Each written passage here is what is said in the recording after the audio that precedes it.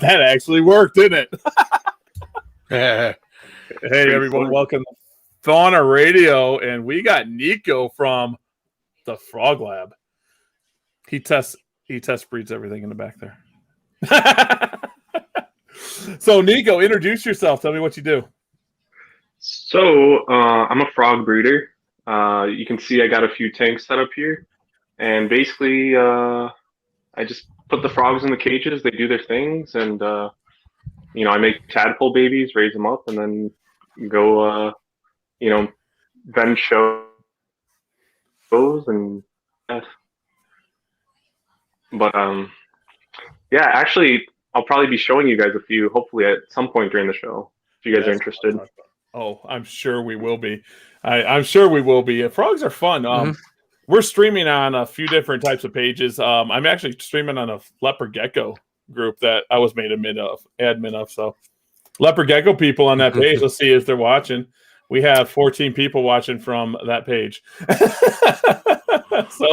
Okay. Wally Kern is here.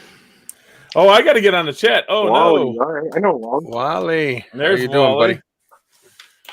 Yeah, Nico, you were in the island this last show, weren't you? You were on the Gecko Island.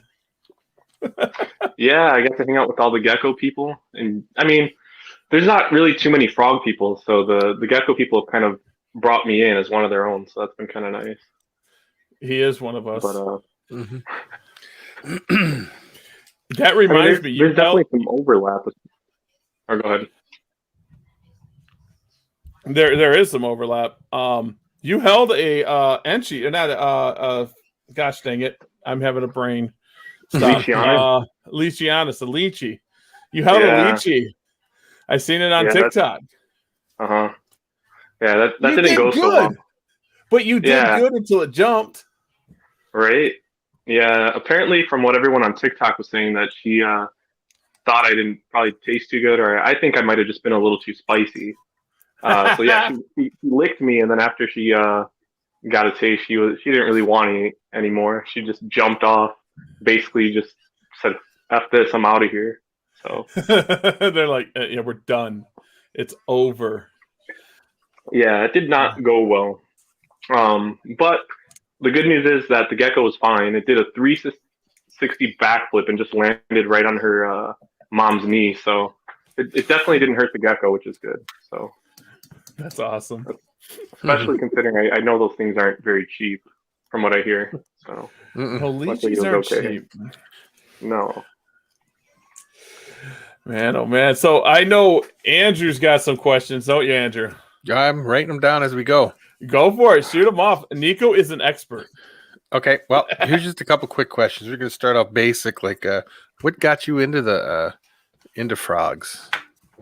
So I've always been into reptiles, just kind of more like stuff you would see at Petco as a kid better. So, you'd go to Petco and see all the bearded dragons and corn snakes. And, that was always what I had as a kid. Mm-hmm.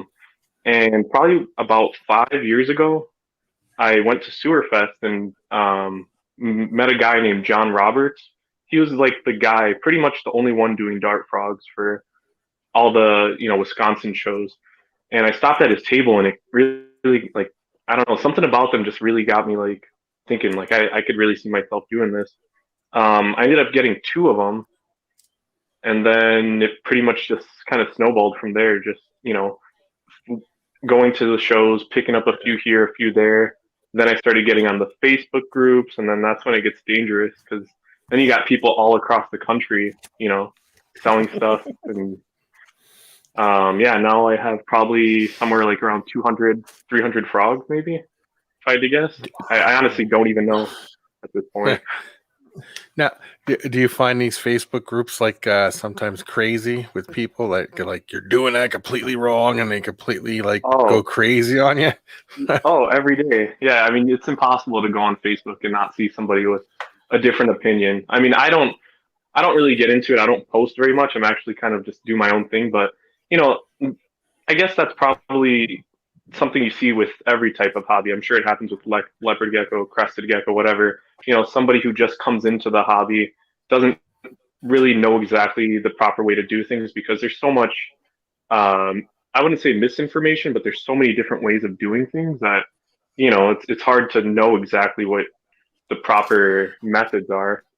And then usually what happens is they come onto the Facebook page, and it's kind of sad because they're always so happy, like, oh, look at my setup. And then you have like 10 people jumping down their throats, like, oh, you need this, you need that. And so yeah, you definitely do get quite a bit of that on the dark. So where would you suggest, like a newcomer who's just coming into the hobby, where would you suggest they get the proper information so that they can get the best experience out of there? Because, you know, if people go on Facebook and then they get these people jumped on their throat, and it could ruin the hobby for them. Sure, exactly. Yeah, no, I would say the best places would probably be Dendroboard. It's a website that's been running probably since the early 2000s, if I had to guess. But I'd say it's not as booming as it once was. The community isn't as big, but there's still a ton of information on there. Some YouTube channels can be pretty good as well. I know Troy Goldberg is a pretty big YouTuber that seems to do a good. I would say those are two really good sources. And then hopefully at some point I'll start doing my own YouTube videos. So far I've only done TikTok, but I'd like to do a lot more informational videos. Hopefully this spring and summer. What's the name of your TikTok so everybody can go check it out? It's the Frog Lab. It's actually really cool. My wife loves it. Laura loves it, Nico. I'm telling you. I know she's always hyping me up. She's probably the reason why they get clout, because she's liking them, you know. But yeah, no. Tell Laura I appreciate the TikTok love. It's nice. Well, we were talking, and when we first met you, you remembered one of the first things you said to me was like, "I don't really like being on camera." Do you remember? No, I don't. Like, this is like, even for me right now, this is kind of like, I don't know. And but to be honest with you, your animal quality is amazing. Your knowledge is amazing, and you never push anyone away. They could ask the same question over and over, and you're good with it. I just think you're one of the best frog breeders I've seen that go to shows, and the quality. I mean, I love my frogs from you. I mean, they're my buddies. I appreciate that. Yeah, I don't know. I guess I'm a pretty patient guy. You know, I see how most people are like that. You know, they want to help people out, especially if you're you know, selling animals. I think it's kind of like your responsibility to make sure you're going above and beyond, helping people, answering all their questions, because you're basically putting the lives of those animals in their hands. So I feel like, if anything, you owe it to the animals to make sure that the people that are taking them are getting the, you know, proper care. So I think that's just really the driving reason for me why, you know, I do that stuff. When people ask me, like, I don't know, the same questions over and over, it really doesn't bother me, because I know that they're trying to do right by the animal. I'd rather have that than somebody just not say anything, you know. So that's kind of it for me, I guess. What do you think the one biggest mistake newcomers into the hobby do? I would say one of the biggest mistakes most people do, and I'm guilty of this myself, is not getting leaf litter. That's like one of the most overlooked, but one of the most important aspects of keeping frogs. Just because a lot of people won't use that, and what happens is the substrate will end up sticking to the frog's skin, which can really stress them out. And a lot of people think, oh, leaf litter, like that doesn't sound that important, but it's pretty huge. So I would say that's one of the biggest. The other is just probably using the wrong substrate in itself, and maybe not using a drainage layer. Having a drainage layer is also pretty important. See, now that's stuff I would have never thought. Oh yeah. What substrate would you recommend then? So there's a few options. One of the big trends that a lot of people have been doing is using foam. I haven't really tried that, but it seems like most people who've used it have had success. The probably the most like tried and true method is using like I said, a drainage layer of some sort. There's a few different methods, but ABG, it's short for Atlanta Botanical Mix, is probably the best substrate out there. You can experiment a little bit. You can kind of make your own. I'll sometimes, if I can't get ABG in, I'll make a mix with like cocoa fiber and peat moss and charcoal and sphagnum moss and some type of bark. But there's a few different kinds, but I'd say ABG is probably the best. Wally has a couple good questions. Sure. Oh, we can put them up. The first one was a best couple of beginner frogs. Do you have any beginner frogs that you would recommend? Sure. As a matter of fact, I could probably show them to you right now if you guys want to. Let's roll. Yeah, we can actually let me do this right here. Because I can tell these guys want to. They look like they're ready to be on camera. So let's see what we got. I'm gonna do. Wait, did it freeze on me? No, you're good. No, you're good. I'm trying to make it where. Oh no, I can change my camera. I think. Oh, you're fine. I'm Wait, can you see me? You see a little symbol, not you. There you go. I guess we can see you now. That's weird. My screen's frozen.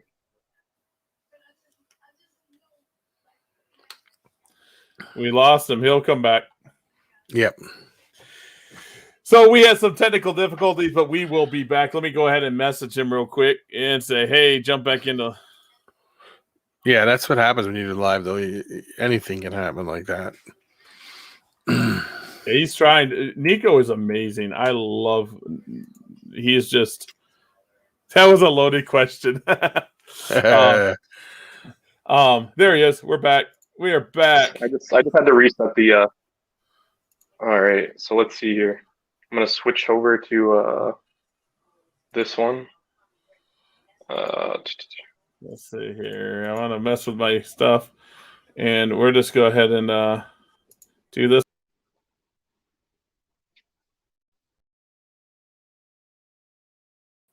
Lost him again.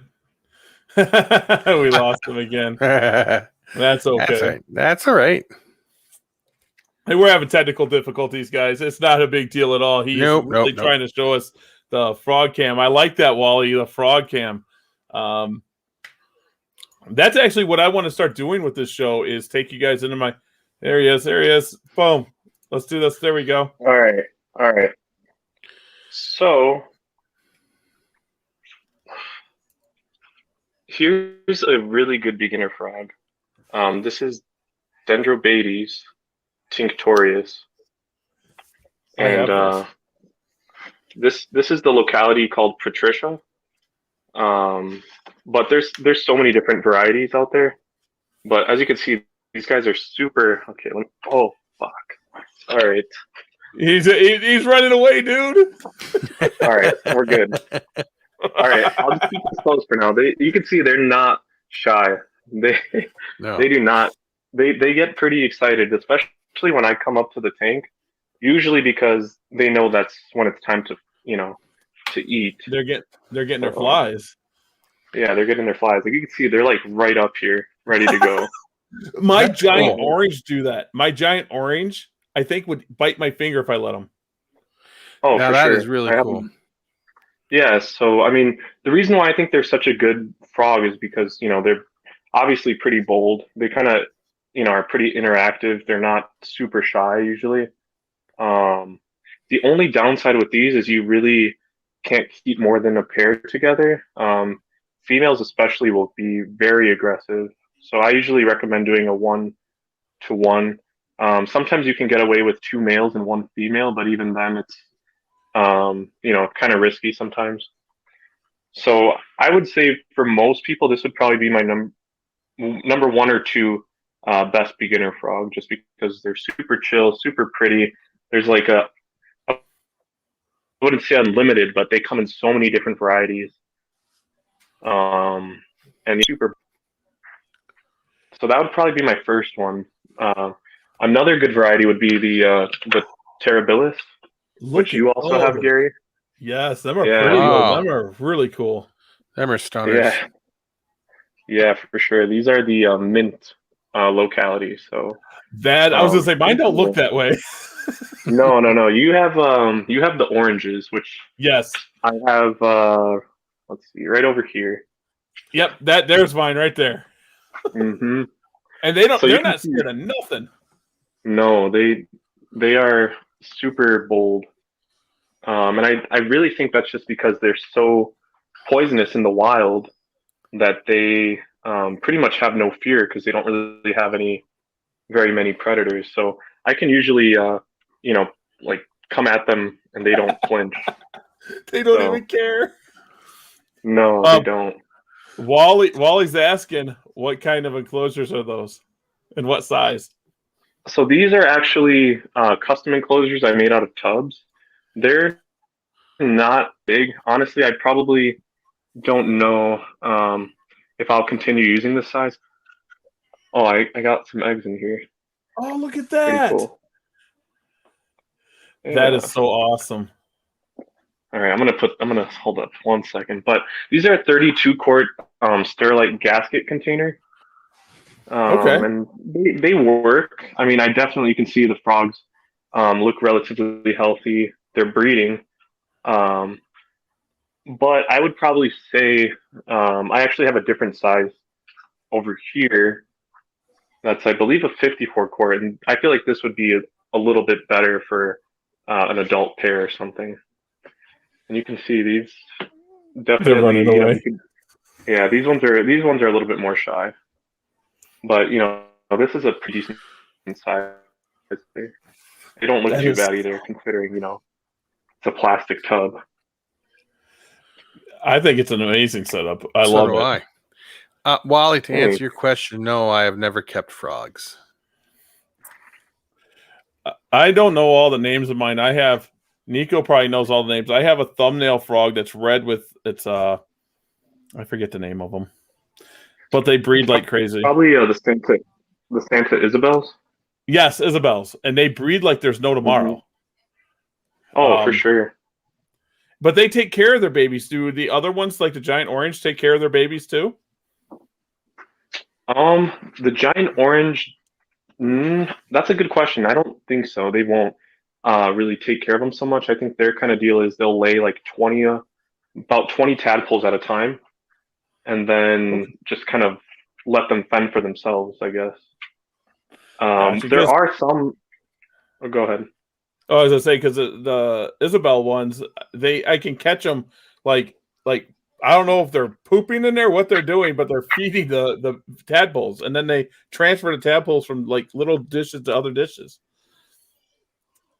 Right. Yeah, I'm sure. I honestly, what's funny? I don't even have those as breeders. I do have a few froglets, but I haven't really been able to observe their breeding behavior because I don't even keep them. Yeah, they're there are weird. A lot of shy. Yeah, there are a lot of dart frog species though that will actually lay infertile eggs, and they'll raise their tadpoles just by feeding them eggs. And some of them, that's what they're doing. Yeah, and there's actually some where I can't even pull out the tadpoles. I have to let the parents raise them. You can't feed them a commercial mix of fish flakes or tadpole food. They just have to get that source of protein from their parents for whatever reason. Wow. So, there's a Facebook user who says they would like you to do a video on how to make those enclosures. I told you, man. Right here? Yeah, that was once up there, yeah. The plastic tub one? User that wants to punch you in the face. Oh, there's a Facebook user that wants to punch me? No, that's Andrew talking to me. She wants to punch me. Oh, okay.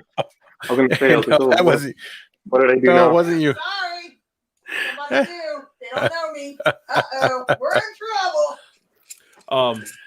Yeah, no, them enclosures. Them ones there with the sliding glass that you got in them plastic tubs, them are pretty cool. Yeah, I like them just because for me, they work because they hold in fruit flies really well, which, I'm not a big fan of fruit flies escaping everywhere. Also, they hold in humidity really well. And when you have this many tanks, it gets really hard to, miss, every day. So with these setups, I can probably go maybe 2 days, maybe three. That's huge. So, yeah. Where? Go ahead. what kind of water system do you have hooked up to these? I mean, I'm sure you use like RO water of some sort, right? Or Yeah. So I actually have a RO system in my basement. I don't have it hooked up to my actual misting system. I have to run the RO system, fill a bucket, and then dump it into the reservoir. But I have, it looks like about maybe 12 tanks hooked up to a misting system. So that helps cut down on the spraying that I have to do. And for misting, I would definitely recommend if anyone wants to go that route to use a Mist King. That's probably just the best on the market. Yeah, we got some Twitch users, but he's asking, it's the doors. How do you attach them to the tubs? I guarantee not many. I'm not sure, Nico. Do you want to tell them what you do with them, or you want to wait? I could explain it. I mean, it's pretty straightforward. Basically, the frame on the inside, there's 6 screws that hold all 3 pieces together, and then there's just like a little, I guess, like a part that's cut out where the glass slides in and out. I have a YouTube video that kind of shows the installation process. So it's, I was gonna say you need to do YouTube, just like everyone said, but you need to do YouTube. You do a very good job of educating. Yes, those tubs first off are amazing. Yeah, I appreciate that. I don't know. I know, like we were talking about, there are some people in the hobby that kind of have like I wouldn't say like a better than you, but they've kind of looked at me funny when I told them that I keep my frogs in tubs. So it's like, well, you didn't even get a chance to see them, but for me, they work great. So I think it's just one of those things. Some people, for so long have used the big glass enclosures, which obviously do look a lot nicer, but when you're starting to get into the large scale breeding, it does make it a lot easier, more efficient, and the animals seem to do just as well in them. So it's, for me, it's worked out pretty well. Wally and I talk about this every time. If the animal's breeding, they're eating, and they're healthy, you're doing something right. Exactly.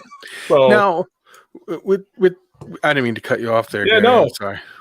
With those plastic enclosures that you built there, how do you get?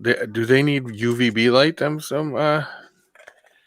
Those frogs? No. So the really nice thing about dart frogs, and honestly, this is probably the biggest reason why I started breeding them, is just because they don't really need UVB. They don't need heat, and that's always been kind of like something I don't like dealing with. All the expensive UVB bulbs after a while.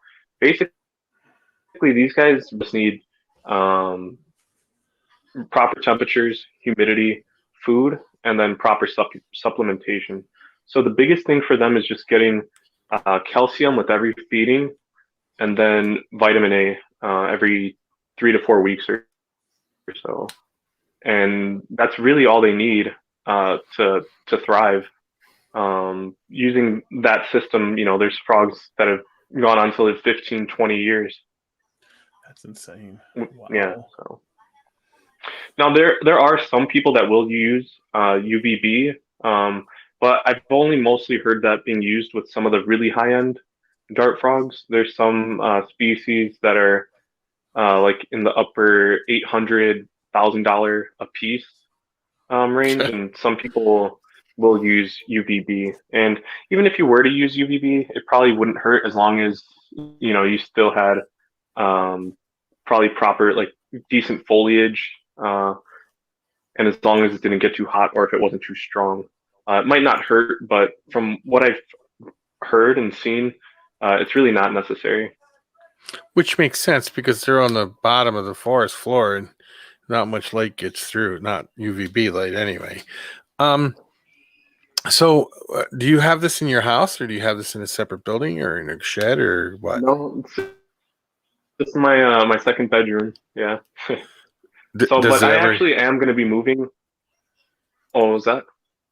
I was going to ask, when you're breeding them, does it ever get noisy? Like, does it ever keep you up, the noise that because I know some of them do chirp.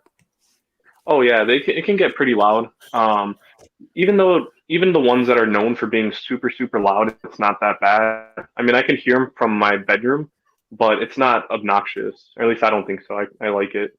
The other nice thing too is they're not really calling at night. They're usually calling during the day. I'd say probably it starts around 8, 9 o'clock in the morning, and then usually around dusk when the lights are about to turn off is they call again.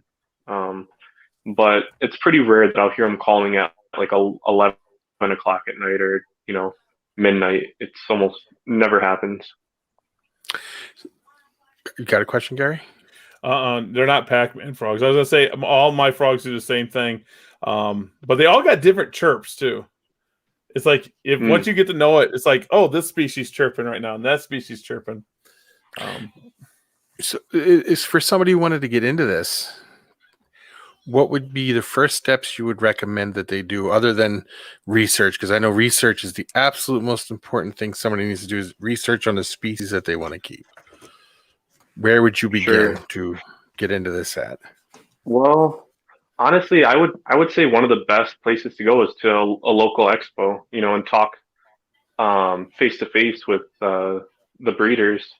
That would be a really good place to start, or even just maybe join a Facebook group, because it seems like all across the country, no matter where you look, there's usually a few keepers somewhere. So I would say that would be the best place to start, is either Reptile Expo or join a Poison Dart Frog Facebook group, and then just maybe reach out and say, hey, is anyone in such and such area, and find kind of like a mentor, someone who can kind of guide you through it. And then honestly, that's probably going to be the cheapest place to get frogs too. Usually you can find some good deals.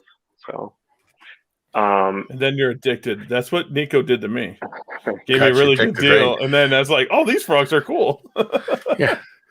Yeah, that's usually how it goes. Someone's like, oh, here, tell you what, I'll hook you up with these, and then you get one, and the next thing you know, you want to get this color, and oh, this one looks cool. So I know a few people that do that to people with everything in general. Just like, here, try these for a while, and then see what you think. Right. I'll be honest though, there's worse things you could get sucked into. The dart frog hobby hasn't been too bad. So how much time do you have to spend in that room on a daily basis on average? I would say maybe like 2 hours every 3 days or so. Oh, that ain't too bad. No, it's not. I want to trade you. Yeah, considering I work I work pretty much a full-time job, and I wouldn't consider myself someone who's like a super hard worker. I'm a little bit, I'd say, kind of lazy. So it's really not that time consuming. I'd say it maybe takes me about 40 minutes to mist everybody, maybe another 40 to feed everybody, and then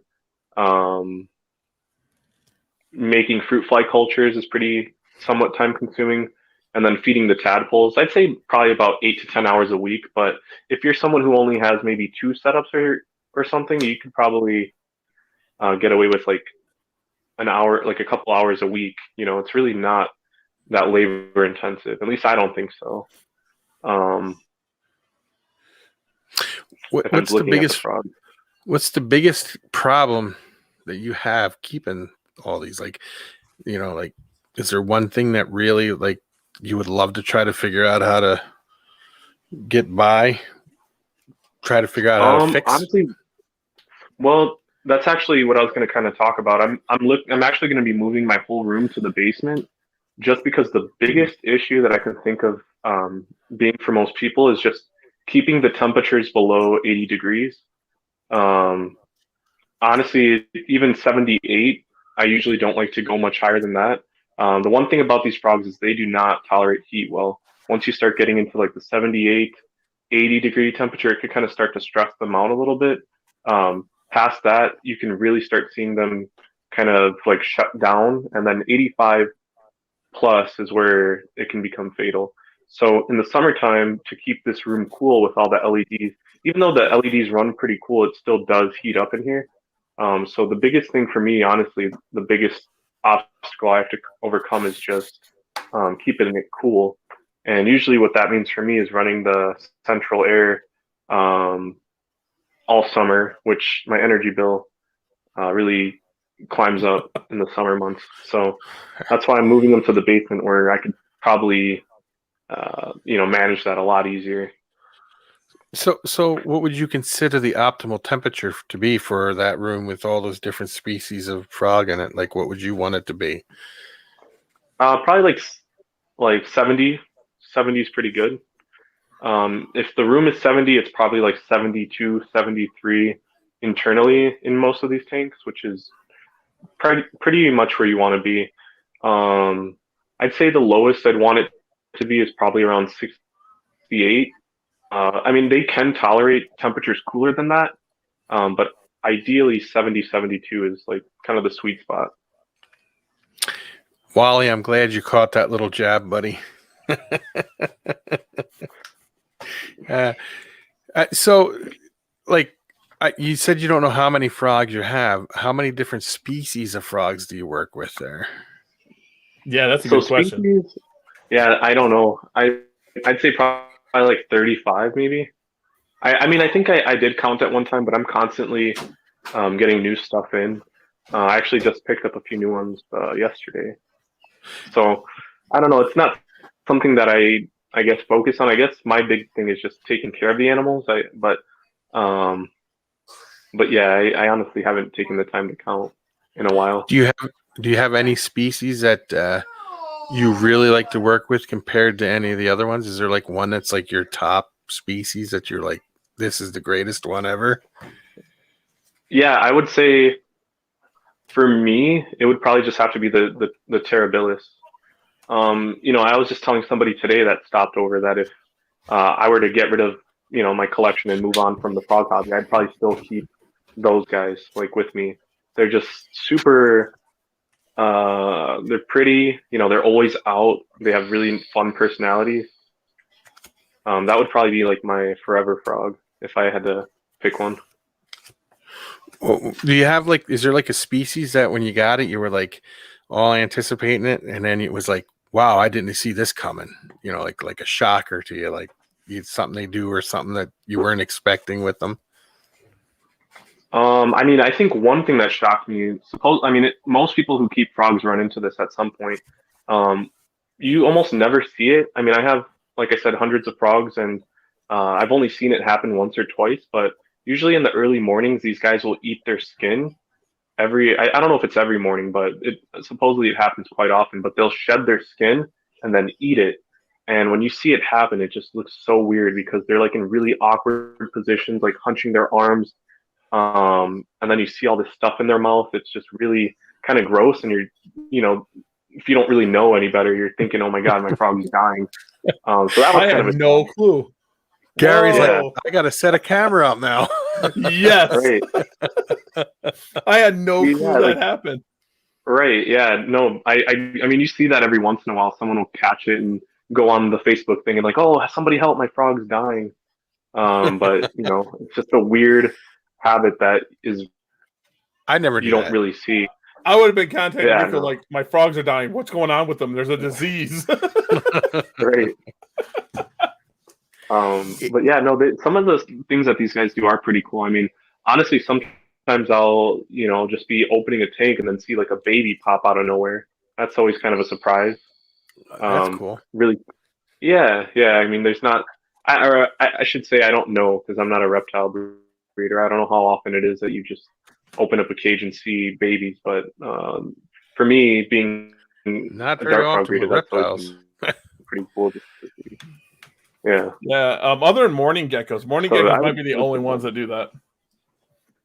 Well, unless you have a bioactive setup with crested geckos and they lay eggs somewhere and you don't know it, and then So, where do you see yourself in the hobby in like 5 years from now? And where then to that, where do you see the hobby being itself in general in 5 to 10 years? That's a tough question, but I do think that the hobby is definitely growing. I'm still surprised, or I guess I shouldn't be too surprised because I thought this as well. But I still do the shows, and most people who come up to my table have little to no idea that you can even keep dart frogs as pets. Which it's probably a good thing because I don't think people should jump right into it, and I don't know if they're a good fit for selling at a lot of the big box pet stores. I've seen some animals not housed correctly, but I do think more people are starting to come around to the idea of like the whole bioactive setups, and it seems to be like it's on the upward trend. So I definitely see it getting bigger, and I mean, if you just look at the reptile expos, there's not a lot of dart frog breeders.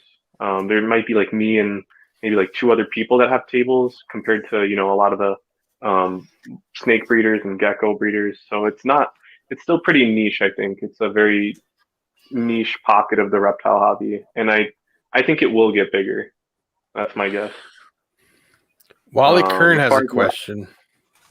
Oh, I'm sorry. I thought you were done. I apologize for that. No. That's fine. To really get down into the details, what supplements do you recommend? The ones that I've always used have been Repashy Calcium Plus. I use that with every single feeding, except for when I use the vitamin A. And for the vitamin A supplement, I use Repashy Vitamin A. It has the dart frog on it. It's pretty hard to miss.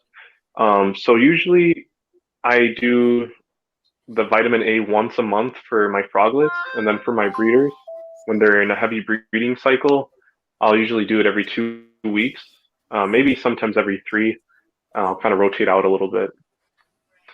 One really important tip that I'll throw out there for the vitamin A, it's usually a good idea to swap it out every 6 months because it supposedly does lose its effectiveness once opened. So there are other. Yeah, I used to do that with the gecko stuff too. Oh yeah. Mm-hmm.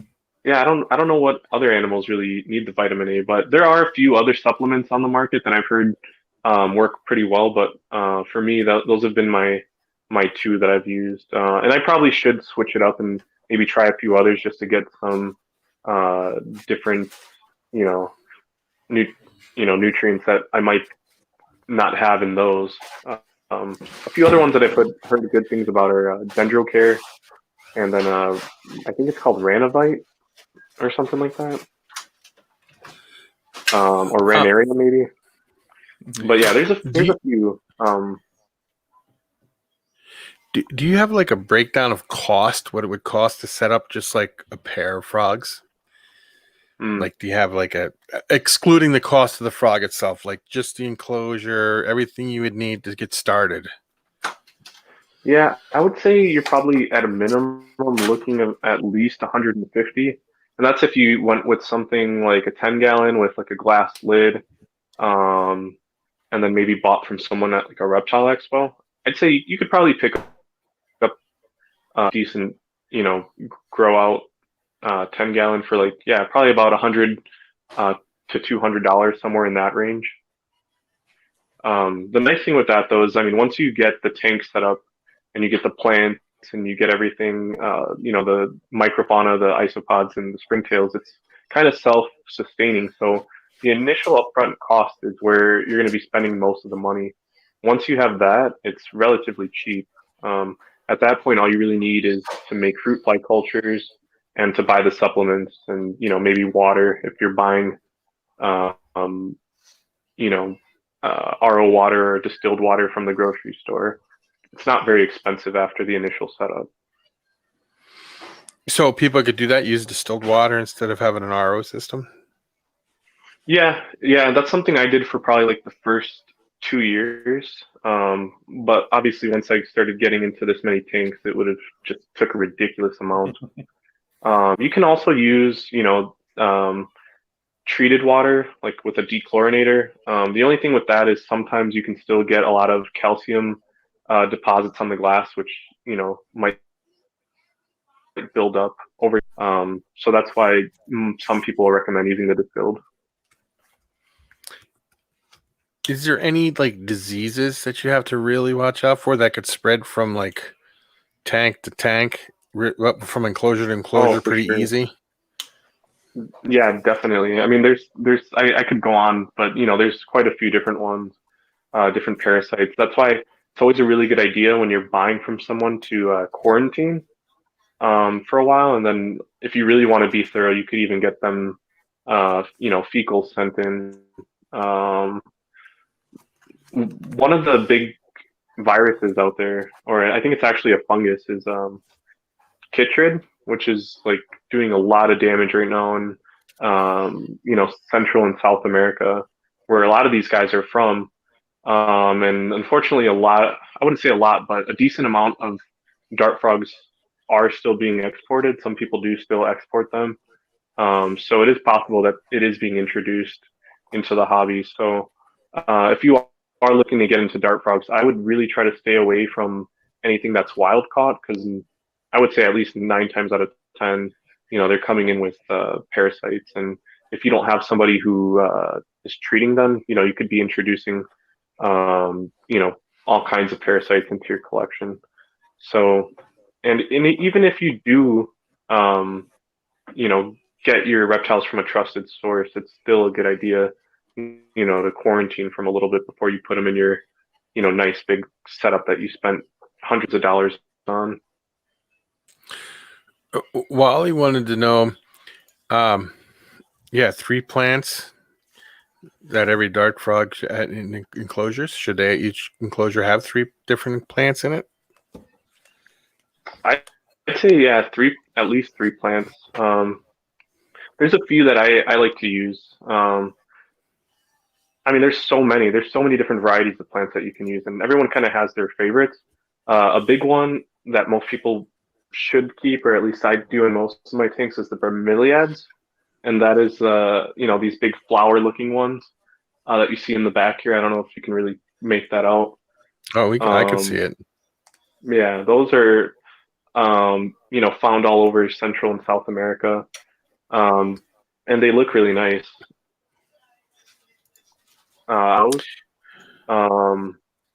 One tip about plants that I wish I would have known: a lot of people who start off in the hobby they want their tank to look super lush, really fast. Like that's the thing. They want it to look really nice, really quickly. One mistake that I found with that is if you have these plants that grow super quick, it actually ends up being a lot of work trying to keep them maintained and managed.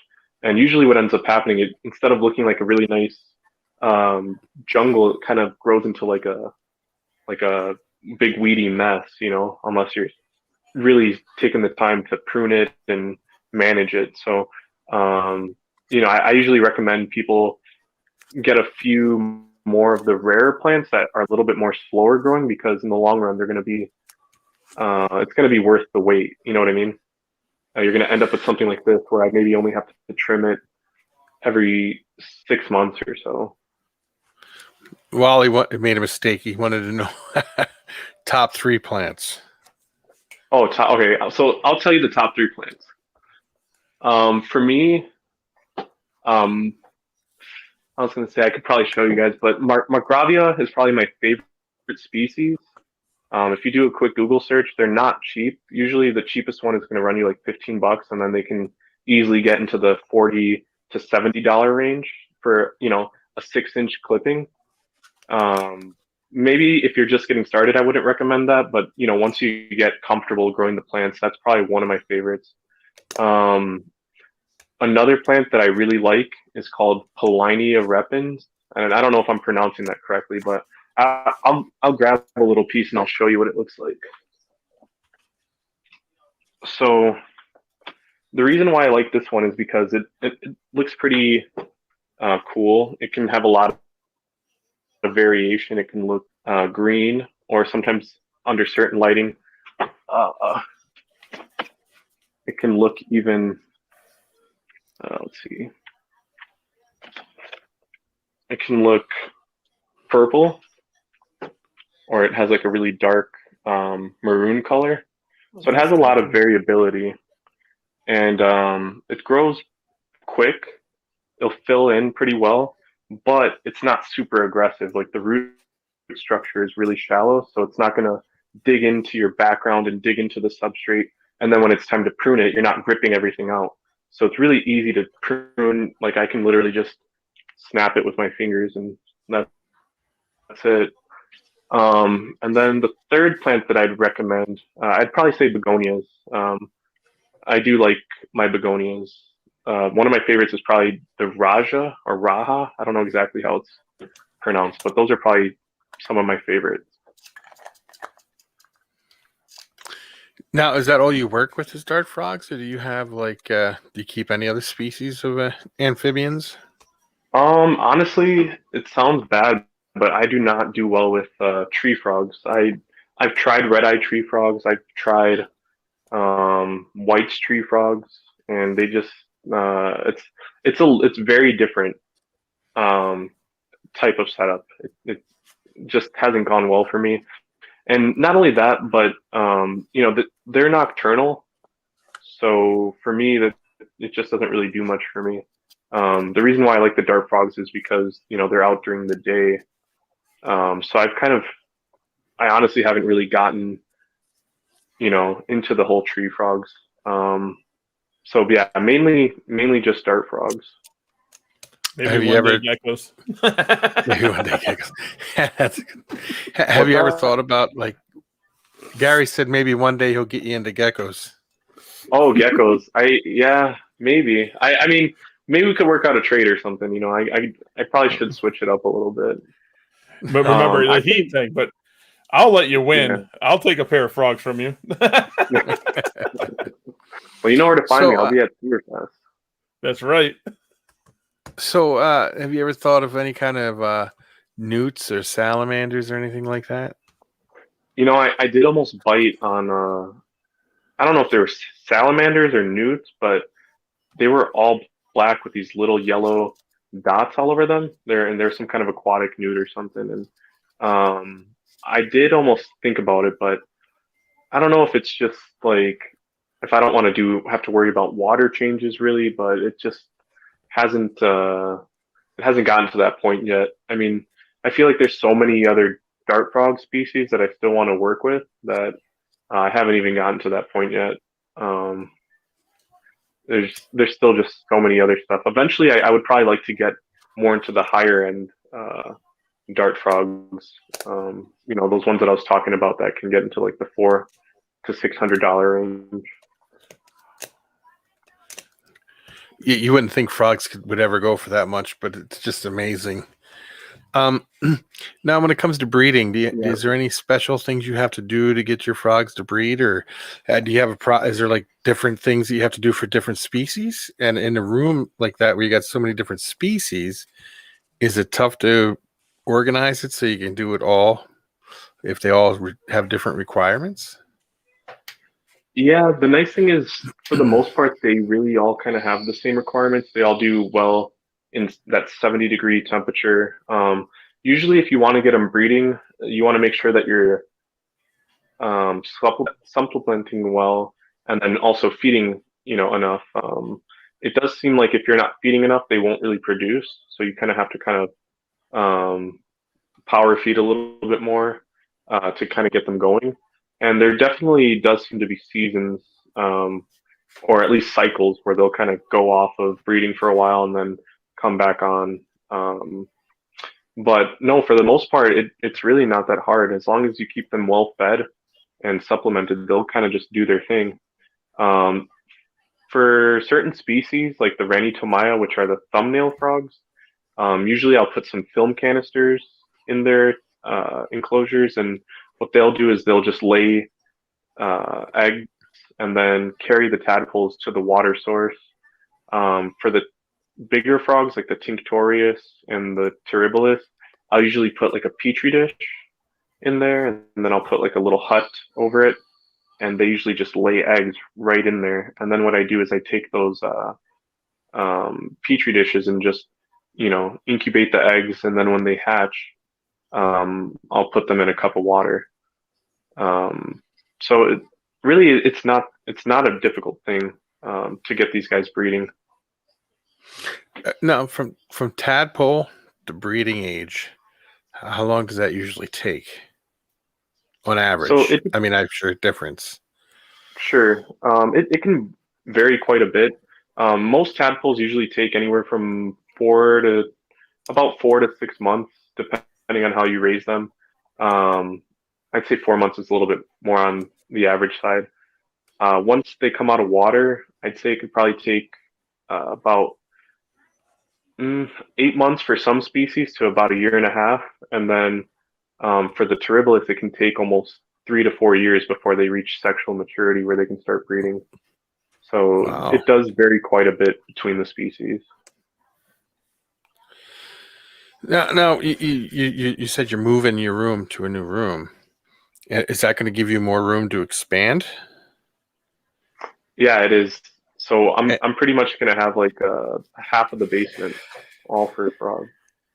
So is there like a number to where you're like, I just can't get, I better not get more than this? Like, this is my limit? I say that with Gary shaking his head. I'm the same way when it comes to stuff like no, but I don't know when it comes to. Yeah, I guess it's hard to say. The biggest thing for me is I've just been trying to make it more efficient for myself. So like I said, the whole tub thing has really helped make it easier to make sure the animals are fed. Because with these exoterras and these aquariums, a lot of times the food, or I should say the flies, will escape. So that means I have to do a lot more feeding. Or like I was saying with the humidity tends to escape. So with the tubs, that's made it a lot easier to keep the humidity up, to keep the food in, and that's made it easier for me to not have to do as much of all that. So yeah, I guess it's hard to say exactly. Just finding that balance. I honestly don't even know. I'd say I could probably expand a little bit more, and then I'll probably have to, slow it down a little bit. I'm at that point where should I work anymore? That's where I'm at.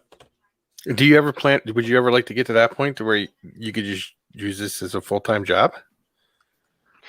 Well, it's kind of something that I kind of even got a little bit of a taste of. During 2020, I did get laid off, and I wasn't working for about 8 months or something, and pretty much the frogs was all I was doing. And now that I'm back working, it is kind of nice, almost like having this as like a getaway from everything. Whereas before it was like just kind of like this was my life, and I don't know, it feels weird to just have the frogs, I guess. It almost felt, I will admit, at some points it did almost feel like a chore. And that did kind of affect the way I felt about the hobby itself. So I don't know. It almost seems like it could be kind of a blessing to do this for a full-time job, but also kind of a curse in a way. I feel like I actually appreciate them more now that I don't have full access to them day in, day out, if that makes sense. Mm-hmm. No, I understand exactly what you mean. Yeah. Yep. Doing the shows, Racine is like right next door to you. But traveling, does traveling to shows, is it different for packing the frogs? I mean, my geckos, I can put them in a tub, they're fine. But let's say like a 2-day show, did you have to mist your frogs that night? Yeah. I mean, I just sprayed them down a little bit. They actually do pretty well, if they're packed correctly.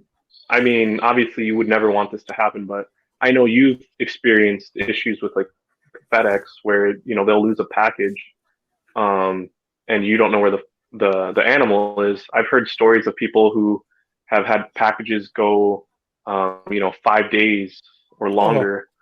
And, the people open up the package expecting to find, dead frogs, but, they'll be just fine.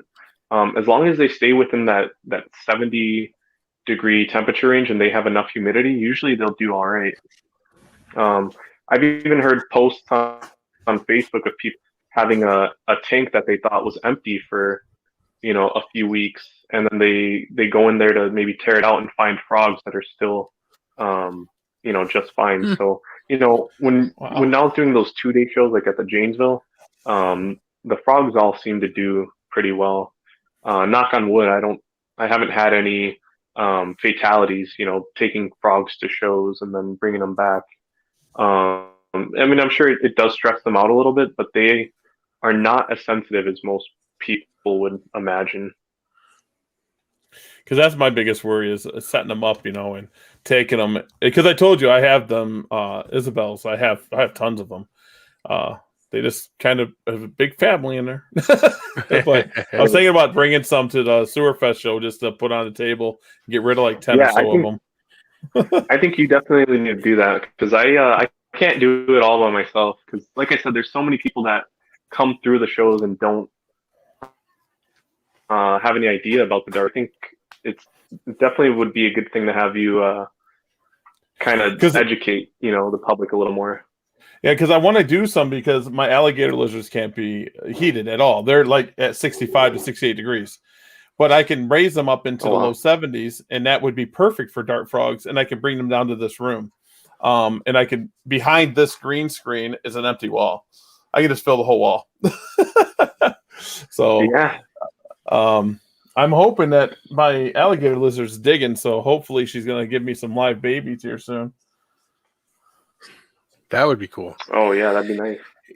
Have you ever thought of, setting up like one huge enclosure and putting a few different species in it, just so it looks like it's an actual little cutout of a rainforest where you can look at it and just admire it, type of thing? I mean, I admire all those enclosures you got behind you, but I'm talking like a really good size enclosure, like a huge one, just one. Well, one of my goals is to have a greenhouse, like a full-on like attached greenhouse. That's probably like, I don't know, like a small shed or something. And I've actually seen it done. I have a friend who I was just at their house probably 2 days ago, and it's just crazy. You walk in and it feels like you just stepped into Florida or something, or the tropics. And she has finches in there. She has tortoises and geckos, and she's kept them for years. It's just so big that they've all just kind of found their own little areas, I guess. And just last summer, some of the Isabellas, Gary, she put them in there, and they bred, and over the winter and everything. I was just there the other day, and there was tons of them. So it can definitely be done, for sure. That would definitely be a goal of mine. That is something I would find very interesting. That would be so cool. If you do that, you got to do a YouTube like series on that. Just like, hey, today we're going to go out and just, it's an ecosystem. Yeah. That's cool. So where are you located at? That, because I know like where I live, I don't think I could ever put a greenhouse out and put anything in it. It gets 70 below zero here. I don't know how to even keep it above freezing. Yeah. I live in Wisconsin, Racine, which is probably about like maybe an hour north of Chicago. So it definitely gets cold. I mean, I think like not this past winter, but the one before that, it got down to like minus 50 or something, or minus 40. Oh, okay. Yeah, it gets cold. I know what my friend does is she has heated floors, and then on those really cold days, she'll even have to put like heaters in there. The only thing about that is it's not cheap. I'm sure that's going to cost a lot of money to make and then maintain. But I think if set up properly, it can be done even, in Wisconsin. I think it could. Oh, I would say. I suppose if technically somebody put their mind to it, they could probably do something like that pretty much anywhere if you really worked hard at it and, figured out all the technical glitches. Sure.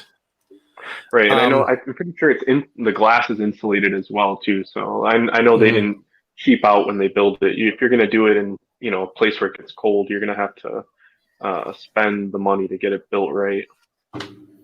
Yeah, I think Racine got more snow this year than Green Bay did. I think you guys did. Hear that. I did hear that, yeah. Because we got nothing up here. I mean, maybe 12 inches, 15 inches, maybe total. It was like nothing. I live in the Great North, and I only got 3 all winter long. If it wasn't for COVID, it would have been a nice winter to drive to the shows. Because the only show we've had is Janesville, really. Right. That's the only show.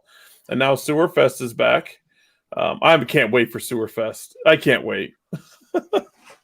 Yeah, you know what, Gary? You're probably going to have to come out to my house. Oh, I didn't think of that. I don't see why not. I'm like 7 minutes away from the show. So. Oh, then now he's going to be selling me frogs from the house.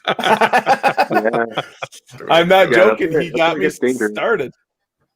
So, have you ever had a friend come over to your house and be like, I had no idea you did this? Yeah. Or I a would family say member? I have family members and stuff that come over, but I don't think they're prepared for what they're going to see when they walk into this room, because it's just wall to wall, tanks like that. There's not, besides like the little spot here and here, there's really no wall space. So it's a little bit overwhelming. Just today I had somebody come over from Chicago to buy some frogs, and I wasn't sure if they were going to want to come in, but they did. And yeah, it is just kind of cool to see people just look at everything and just be like, oh my God, look at the ones in here, look at the ones in there. I do kind of enjoy that a little bit. I think the biggest thing is we see our own animals every day. So we're like, oh, it's just that. And when someone else comes in, it kind of gives us that energy like, wow, this is something different. It is something cool. Right. Because I enjoy the same thing. My Laura went down in the gecko room for the first time the other day in a long time, and she was like, oh wow, look at that. Oh wow, look at that. And I'm like, yeah. She goes, how many geckos are down here? And I'm like, I don't know. Right. Probably more like you really don't want to know. And you bag your own leaf litter. You sell the leaf litter too, right? At shows? Yeah, I do. Yeah. Because I was gonna say your TikTok video, you're bagging it. Yeah. That was kind of a little joke, but yeah, I mean it does feel kind of weird to just, I just don't know. I have no idea that I'd be doing frogs and selling leaves. Like, it's just such a weird thing. But yeah, I never saw myself being almost 30 breeding frogs and bagging up leaves and selling it to people at reptile shows. Like, it's just kind of crazy. It's gotten to this point. But yeah. That's a sign of good success, though. Yeah, I'd say so. I'm still breeding fly cultures that I bought off you a while ago. I'm still breeding them fly cultures from them originals. Oh, for sure. They just keep breeding, man. They just keep going. You mean like in the same cup and everything? No. I got. That's what I was gonna say. I ordered. I call it peanut butter. I don't know. You know what I'm talking about. You mix it up and it looks like peanut butter to me. And the flies go nuts about it. And I just take some. I'm like, oh, I better start some more, and I dump some in there, and then they just make more flies. I just keep going with it. I have to say, as a pet way, dart frogs, after the setup, they're easy. After you get the initial setup, they're easy. And Nico walked me through it. If it wasn't for him, I probably would have killed him. Do you ever have a? It's funny because Oh, go ahead. No, go ahead. Yeah. You first. No, I was just gonna say that it's really kind of counterintuitive, and I think the reason being is because most frogs that you get at pet stores, like the tree frogs and whatnot, are actually pretty difficult to keep. Like I said, I even had trouble keeping whites, which is kind of shocking considering a lot of people say they're beginner frogs, but I had a hard time keeping them. But I think dart frogs get a bad rap. They seem like they'd be super sensitive, but like Gary said, once you get the enclosure down, they're not really as fragile as most people think. They're not like snakes. You're not going to be able to go weeks on end without feeding them. They definitely do need food to stay healthy, but usually I can get away with like feeding every 3 days or so. Maybe go 4 days if the enclosure, like I said, has a good healthy springtail population. Isopods, that helps a lot as well. Dwarf whites. Oh, geez. Yeah, definitely the dwarf whites for sure. Do you think people overthink it before a lot? Do you think they really overthink it? I would say that maybe before they get the dart frogs, they probably do. They can overthink, what does this thing need? Does it need heat lamps and UVB before they do their research? I see a lot of people on Facebook, will come on and ask stuff like that. But like I said, when it comes down to it, really what you need is just an enclosure that is going to maintain the humidity and not let it dry out, and then just proper supplementation and food and water, or I should say misting. One other question: Do you ever have trouble with fruit fly cultures having the mites? Do you ever see the people who have the mite problem with those? Oh, for sure. Yeah, if you don't keep it under control, it can get out of hand really quick. So basically, what I do is I have all my fruit fly cultures on top of the racks there, and you can't really see too well, but there's a powder right on the bottom. It's called diatomyceous earth or something. I honestly don't know how to pronounce it, but basically you just put a layer of that on the bottom. Yeah, I got a lot of them. So I like to put them in on top of it, and then space them out, and this creates like a barrier for the mites to pretty much stay contained or not get into new cultures. If you don't do this, they'll spread from culture to culture, and then they can really become out of control. So as long as you do this, it's not really much of an issue. And even if you do get a bad breakout of grain mites, it can be managed pretty easy just by doing what I just did there, putting them on a layer of that stuff in a container. Oh, okay. So that sounds simple enough. I do 3 cultures at a time. He's got like 80. I was just going to say, yeah, he's got like 100 cultures up there. Yeah, I probably do about 20 a week. So, and that's even compared to a lot of other people, that's not much. There's some people who are doing like 50 a week or probably 100. It's nuts. The frogs I got off you ate the same night. When I brought them home from the show and I put them in their cage, I was like, I'm just going to see. I don't think I've ever gotten a frog from you that's just like, they're like, yeah, I'll eat. That's what they do. Yeah. Do you ever have a problem with like overfeeding them? I mean, is there like a certain amount that you shouldn't like overdo? I mean, how does somebody know how much to put in with like a couple frogs? So usually the rule of thumb is, if you put flies in and then you come back 3 days later and you still see a swarm of them, usually that means you're feeding probably a little bit too much. So you kind of want to be able to put the food in there, and then when you come back 3 to 4 days later, there's probably still a few, but you don't want it to be where they're just crawling everywhere, because when that happens, usually it's going to stress out the frogs because they're constantly being covered in flies, that can kind of stress them out a little bit. It's hard to say exactly how many to put in because obviously it depends on species and how big they are.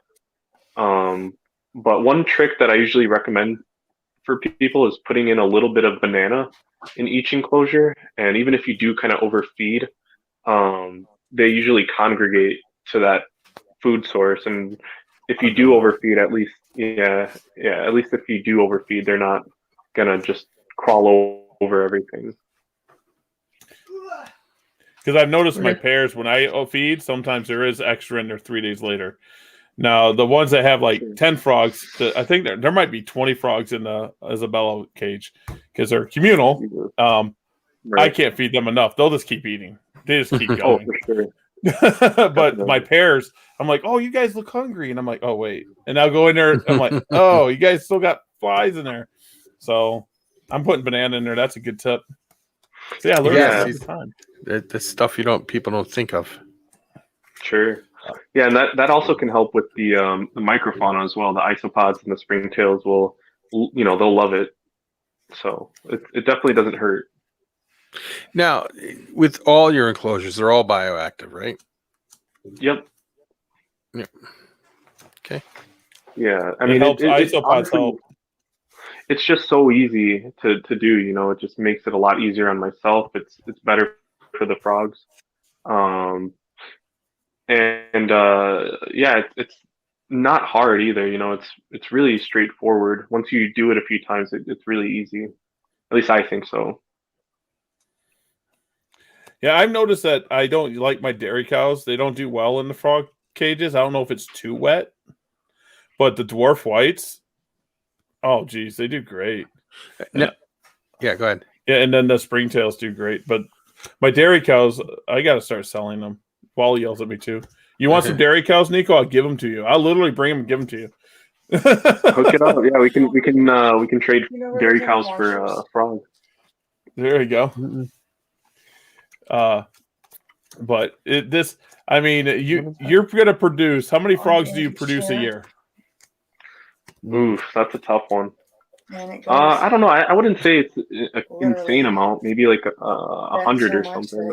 Really? I honestly don't even know. Yeah, it's not anything crazy. Maybe a couple hundred. I don't know if I really. I just asked you if we had any washers, and you told me no. I didn't know. I would say next door, maybe, where I would look. So you have washers, and you just no, lied I don't. To me. We'll do that. There we go. We got that. So yeah, I would laughing at you because you're a jack. I would say probably like 150, maybe. If I had to guess, I don't know. 150 is a good amount, though. I mean, seriously, 150 is a really good amount. I mean, you produce good quality, and you said what, 30 plus species? Yeah, maybe 30 plus species and localities. Yeah, I'd say. And here's what Wally says: giant canyons. Do you have giant canyons? You know what? I did. I put some in with my terribilis, and I think they might still be in there. But I'm not sure how well they've done. I don't see them a lot. So. Oh, is this the small one? Yeah, my favorite isopods is the dwarf whites. I want to get the purple ones. They're just a morph, right? The isopod, the purple one. I'm not exactly sure if they're their own species or not, compared to the whites, but those are also really good. They're very prolific. I mean, and I don't mind that the frogs eat them because they produce so quick, like you said. Yeah, no, I mean, and that's the nice thing about the isopods too is once you get them going in one tank, eventually you can usually seed other tanks, or they're not even that hard to culture, So once you get them, usually it's not too hard to keep them going.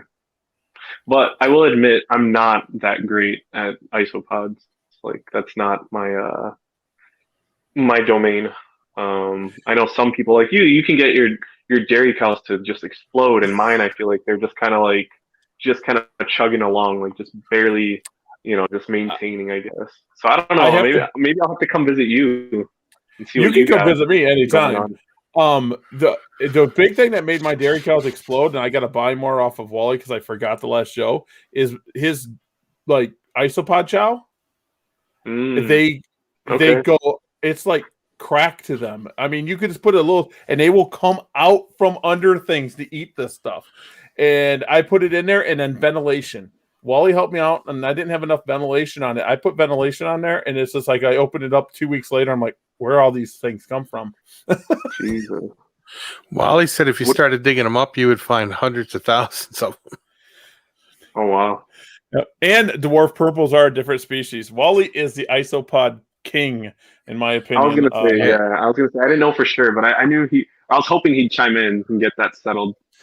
Because I'm not the isopod. I haven't found a species to put because I'm trying to do something for YouTube, and I got UVB and UVA on a leopard gecko, and I have a natural enclosure, but I haven't found an isopod that will survive the gecko eating them. The gecko just goes nuts, and they won't eat the worms. They like the isopods more. I put 100 dairy cows in this enclosure. I think they're all gone. It won't eat worms, but it's eating those. And I'm like, okay, so we got to find something out here. I don't know. I like the natural enclosures. That's why I like dart frogs. You got me going. I can have them natural, and taking pictures of them are amazing. Setting up the picture to seeing a picture of them. Yeah. Yeah, but you get the pictures of the rare stuff. I wouldn't call most of my stuff rare. They're maybe uncommon, but you know, there's definitely some stuff out there that's super rare. But you know, I don't know if that necessarily is like really the main thing for me. There's just certain frogs that have a certain look that really is what I go after, you know. Like even some of the more like really expensive ones that I was talking about, the couple $1,000 ones, like some of them don't do it for me. Like they don't look that much different than some of the frogs you can pick up from $30. You know, they're just a much rarer species, but they almost look somewhat identical. So for me, you know, it doesn't seem worth it. Where there are some that are actually really super cool.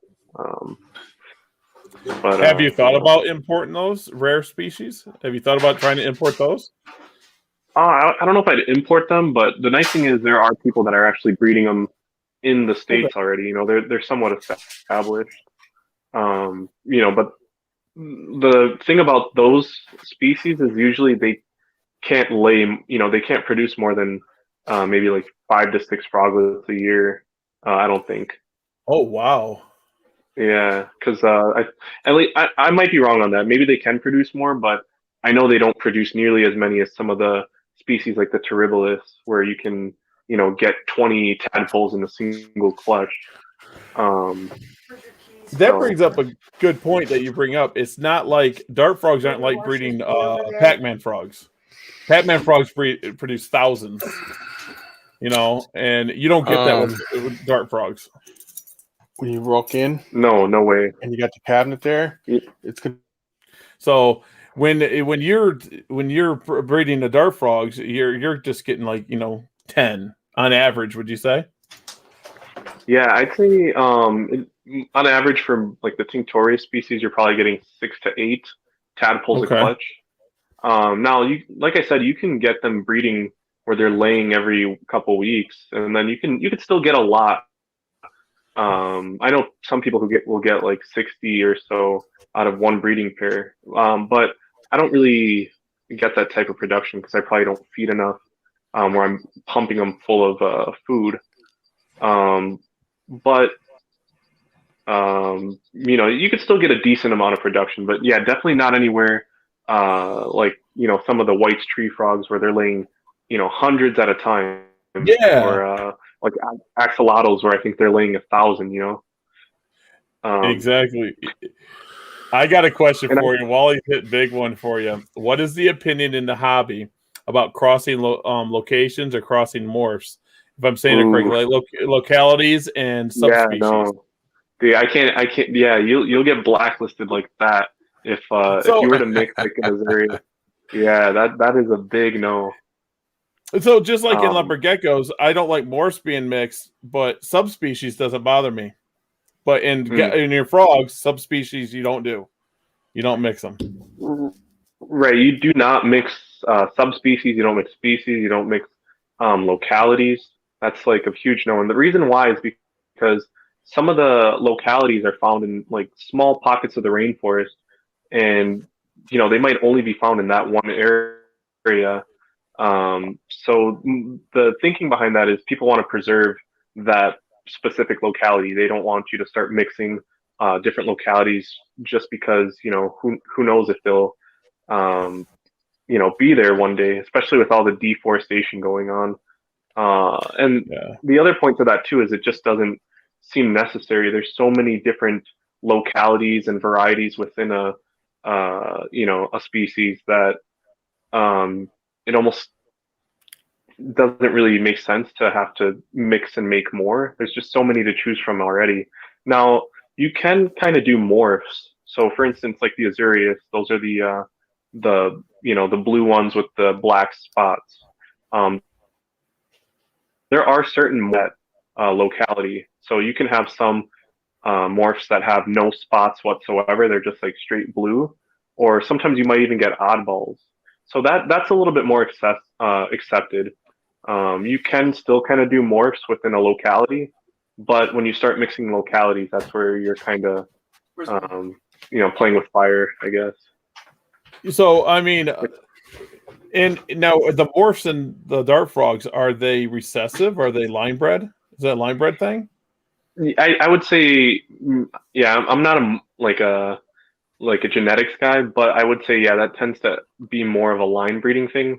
So I know there are certain lines of Azurius, like the Watley line, which would be kind of like I was saying, where they don't really have spots.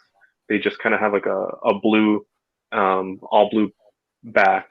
But, you do get a lot of variety even within certain localities. So there's actually some that I'm working with that I am kind of, in a sense, selectively picking babies that have a certain look, but they're all the same locality.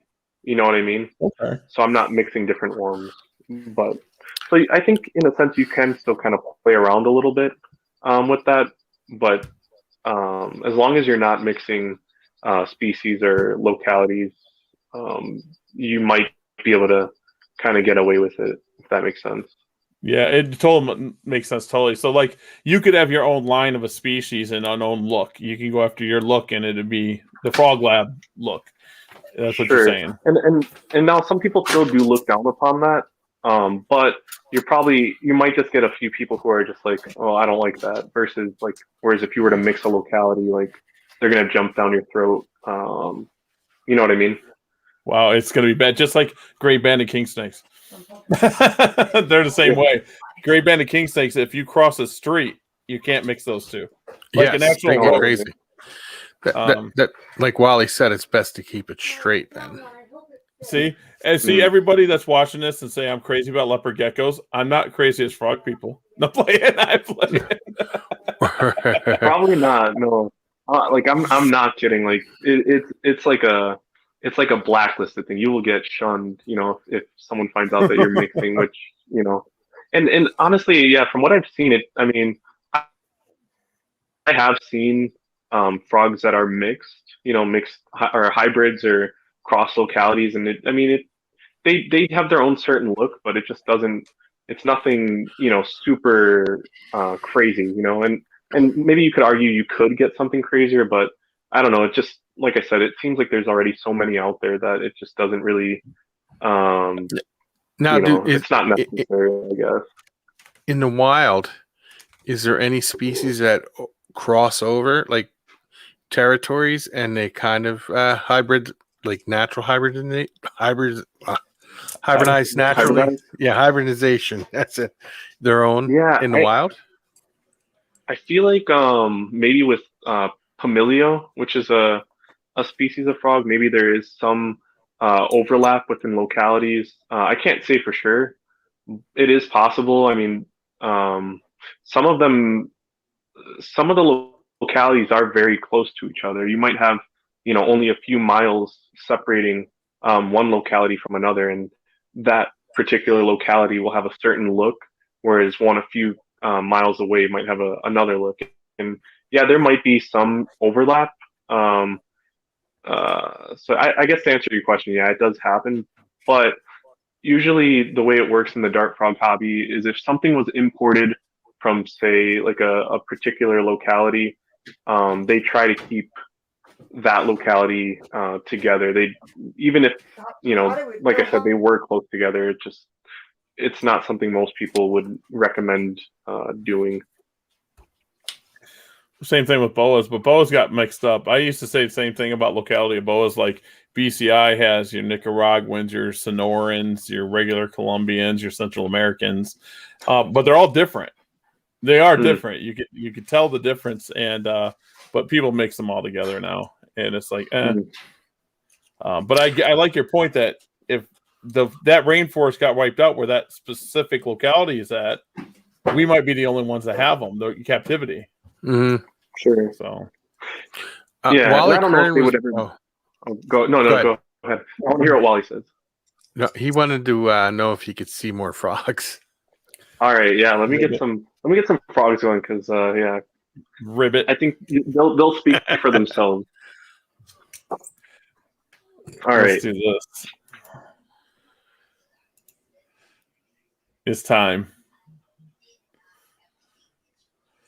Hopefully my camera doesn't mess up again. Every time I switch to another camera, it seems like the app freezes.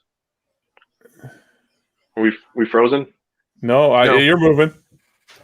I think you're moving. You're kind of waving. Oh, okay. There we go. Yeah. Oh, this is Look at all those. wide Look angle. at That Well, is here, an let me get a amazing wide setup. angle of the room, maybe, so you guys can see. So this is where it starts. This is a plastic tub rack where I have a variety of adults, and then on the bottom there's a few other types. Then it circles around, and then around, and then more of my Whoa. infamous tubs. So yeah, that's pretty much it. That's the room there. So yeah, let's see. That is so awesome. Now, your wife doesn't have she does she help you out at all with this? No, I'm actually I don't have a wife or a girlfriend or anything. I'm single, like a Pringle. I thought you were married. No. But no, I this is all me, man. I just do this all on my own. So okay, where should I start? I guess. So these are some of my not so great enclosures. These are just more of my oddballs that maybe I just have like one or two. Like for instance, in that two males, in this one I just have one female. So those ones, nothing to really write home about. Let me see. I could try to look into this tank, but we're probably not going to see anything. I have a little picture to show what is in there. These are the Piptobates tricolor Cielito, and they're not super bright frogs. They're mostly kind of brown and gray with a little bit like of a minty spotting. And honestly, I don't really see them much, which is kind of a shame. But the nice thing about them is they'll just lay tadpoles. I'll just come in here, and I've already just like in the past 2 weeks probably collected about 20 tadpoles from there. Wow. Yeah. This is probably one of my favorite setups.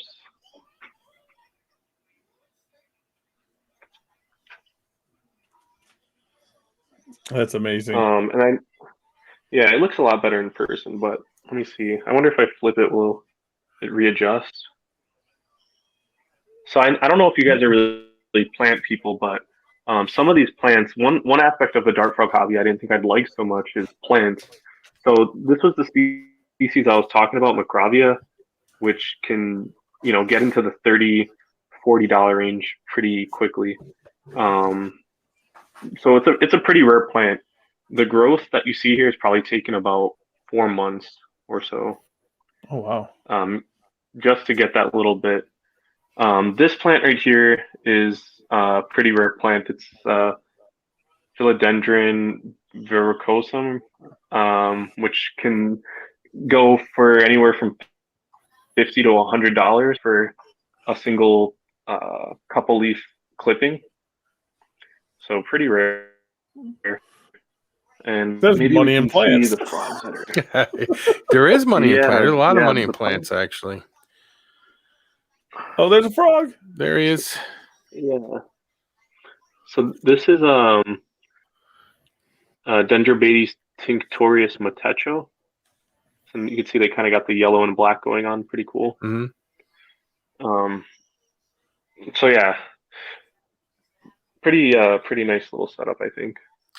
Now here's a question. I don't know if you've ever gotten this question before, but how do you tell the difference between a male and a female in most dart frogs? So generally the females are going to be bigger. They tend to be a little bit thicker, as I like to call them. They also tend to have arched backs. That's probably the easiest way I can tell them apart. The females have like these big arched backs, and the males tend to have flatter backs. For some species like the terribilis that me and Gary keep, these are some mints that I have here. So I can tell just by looking at the throat of this one that it's a female, whereas the one in the back you probably can't see, but there's a dark throat patch. Kind of has Actually, like a I can black see that there. on here. Yeah, so that's because their throat gets so big that it just stretches out, and I think that's what causes the discoloration in their throat. So that's how I can usually tell them apart. The problem with that is it can take, like I said, 3 to 4 years, or like probably around 3 years before they start calling. Well, let me see. Maybe I can find a pair of tinks.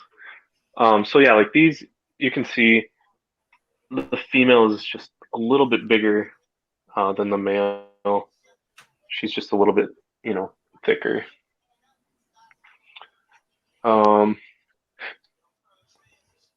So we're talking. I can show you. This is actually a communal tank. Now, most dart frog people, like I said, do not like any type of mixing. But one of the cohabs that is kind of widely accepted is dart frogs and mourning geckos. So I can see one right behind this bromeliad. I don't know if you guys can catch it, but you can see the belly right there. And then and if you look right here, there's an egg right on the leaf there. Yeah, I can see that. Mm-hmm. That is cool. Yeah, so so far from what I've seen, they've done really well together. I haven't had any issues. One thing that I found interesting on Facebook is people have kept these mourning geckos with the terribilis, and they've actually caught the terribilis eating the babies, or at least attempting to. Like I've seen pictures with babies just sticking out of their mouths. It's kind of insane. They will try to fit anything they can in their mouths. They are very aggressive eaters. So that's probably one mix that I would not do. We were talking about other frog species, and I actually forgot to mention that I do have glass frogs. I have a few of them. Yeah. Them are cool. So we'll see. I think so. We'll see if I can find one. Let me see. Oh, I see one. Right here on this leaf. Oh, it is. I don't know if you can see that. Yep. Yeah, sorry, I can't zoom in. But these guys, awesome. Yeah, it's really weird how they just sleep on the underside of the leaves. But they're not active during the day. They're pretty much always sleeping when I'm in here. Then up here I have oh, I'm sure I will. Yeah, I have about let me see. I think like probably at least 10 of them, and then I have another tank as well with some smaller ones. But you can see these guys do like to climb quite a bit. You can see this guy just chilling up on the top of the tank here. Let's see. I guess I haven't shown. Oh, you know what? I'll show you guys. So I was talking about how these guys breed. So what they'll do is they'll lay eggs on the leaves, and then the tadpoles climb up on the parent's back and they transport them to water. So these are the tubs that I keep some of my frogs in, and you can see they'll just fill up these canisters with tadpoles. I don't know if you guys can see that. Yeah, look at that. That is cool. And those are like film case canisters, right? Yeah, exactly. Those are the film canisters. And then I made these little suction cup holders that just kind of stick onto the side. So that's made breeding a lot easier. I can, when I'm ready to pull them out, I can just pop them off and then, put them in a separate container. That's awesome. Yeah. So that's like one of the things that's made my breeding a little bit more efficient. So yeah, that is cool. This is actually one of the species that I was talking about that only the parents can feed them. So basically, what they'll do.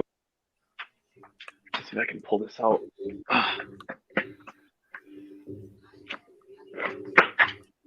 So if you look inside the film canister, there's actually eggs in here. I can see That's what that. the little dots are. Okay. Yeah, so like right under the tadpole there, you see there's some fruit flies in here. This needs to be cleaned out, but you can see those two little dots right beneath and on top. So they'll actually lay eggs in there for them to eat. And they'll eat the eggs. Oh yeah. So maybe we can find the frogs in here too. Let's see. Oh, there's one. You see him? Yep. There he is. Little red guy. So yeah. That's pretty cool. Yeah, and they're super small. They're only about the size of my thumb nail, maybe a little bit bigger. So yeah. We lost him again. He'll jump back on. Let me go back to that there. We lost him again. A cool setup, I'm telling you, he just knows what he's doing. There he is. We're back. Yeah, there he is. Yeah, maybe next time if we do one of these, I'll have to have some videos ready that are pre-edited, so I can get you guys a you get them to me. We can play them. I can play them in between. Yeah, definitely. I'm loving them tubs. Yeah, them tubs are just amazing. I mean, yeah, for just being $10 plastic tubs that I picked up, they do a pretty good job of housing the frogs. The plants are growing. Yeah, you don't see very many people do that. Most people use like them expensive glass aquariums for stuff like that. But you have changed my idea on how to set stuff up. Yeah, I mean the thing that I did is I first kind of experimented, and maybe I only started off with a few setups like this just to make sure that it was going to be viable. And after I had my successes, I didn't see the harm in doing it, and it's ended up making just my life a lot easier. And I think it's allowed me to have more time to provide for the frogs better. And you can see actually this is one of my grow out tubs. So sometimes I will put a few different types together, usually only when they're babies, when they're young, a few months. And that's usually somewhat accepted in the hobby. But obviously once they start reaching sexual or even getting close to sexual maturity, you kind of have to separate them. So yeah. Look at all that. Look at them. They're all coming out like, is it time to eat? Yeah, that's what I was going to say. So yeah, it works for me. It's amazing. I think it's awesome. And now I'm telling you, dude, you got to do YouTube. It's going to be amazing. You would have an amazing following on YouTube. For sure. Yeah, like I said, I'd like to have something where I can, provide information to people without having to individually message each person. Just have like a video ready to go where I can say this is how I set up my tanks. This is what I recommend for this frog species or whatever. I think it would not only help the people, but save me time too. So I definitely just need to get on it. Yeah, I shared your YouTube channel on Leopard Gecko Breeder Help because someone was asking about it, so I shared that link. Oh, my YouTube? Yeah, your YouTube with that video of how you set up the tank or the tub. Oh, yeah. Yeah, I shared that real quick. And visit him on TikTok. He is a TikTok star. I'm telling you, he's being modest. I don't know. There's people with way more. I had like 1 or 2 videos that did pretty well, but otherwise, yeah, it's nothing too crazy. It's still fun though. No, it's fun. Honestly, I've been making videos since I was a little kid. Like I used to have like home camcorder movies that I'd make and show like my family and stuff. So I've had a little bit of practice making videos, but I mean, there's it's just something more to kind of share the frogs with people in kind of a more funny, comical way. Yeah. Okay. Wally Kern said, "Yeah, I was just going to say that." No, go ahead, read it. I knew what you're going to read, so I hit it. No, he's surprised that they're getting enough light and the plants. There's proof in the plants. That's what he meant. And did he miss? Like, I don't remember you saying either. What type of lights you use to get your plants to grow, even through the plastic containers like that? Yeah, I'm surprised too that they do so well. But it's nothing special. All they are, and this is kind of my like a secret, but all it is just LED shop lights from Menards. They're nothing special. One of the mistakes that I made, when I got into the hobby was, I was spending I think some lights, some 4-foot lights, like the one I have. I don't know. Can you guys still see me? My camera's frozen on. Yep. No. Yep, you're moving. Okay. Yeah. Now we froze a little bit, but always snap back. Yeah. Okay.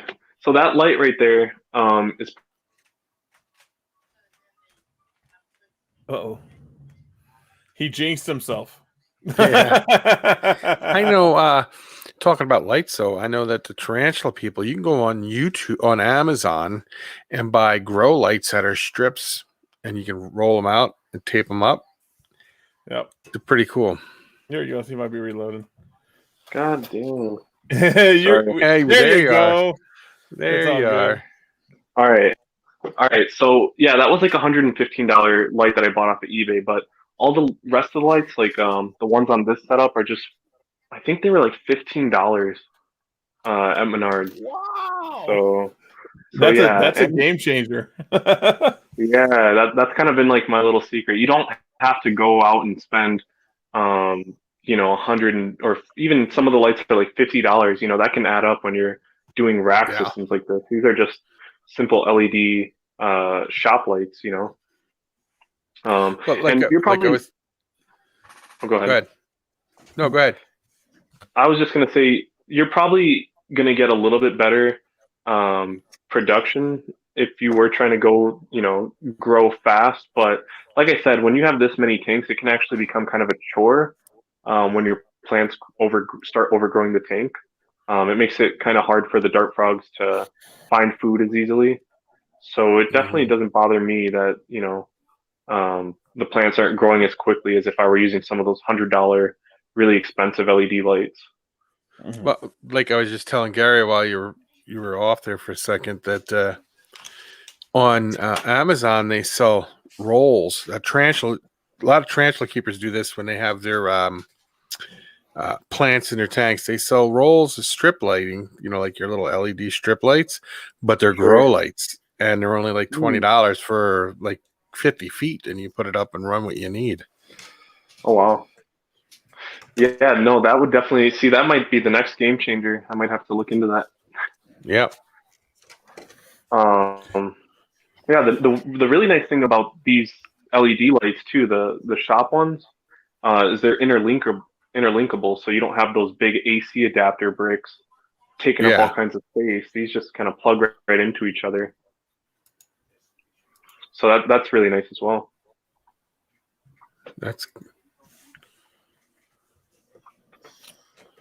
lighting. Yeah, I was gonna say what I do with lighting is I just bought a bunch of LED lighting, but I bought it for the show. You're gonna see it. I'll show you these. I got 2 for $40, and it came with tripods. And I thought they were something different because I'm getting 2 displays at the show too, but they're gonna work. But they're bright as can be. I think they'd light up a room. Oh wow! So I have to show you these because they have smaller ones. I'm thinking about now. You got me thinking. I should just put some dart frogs down here and buy some more off you at the show.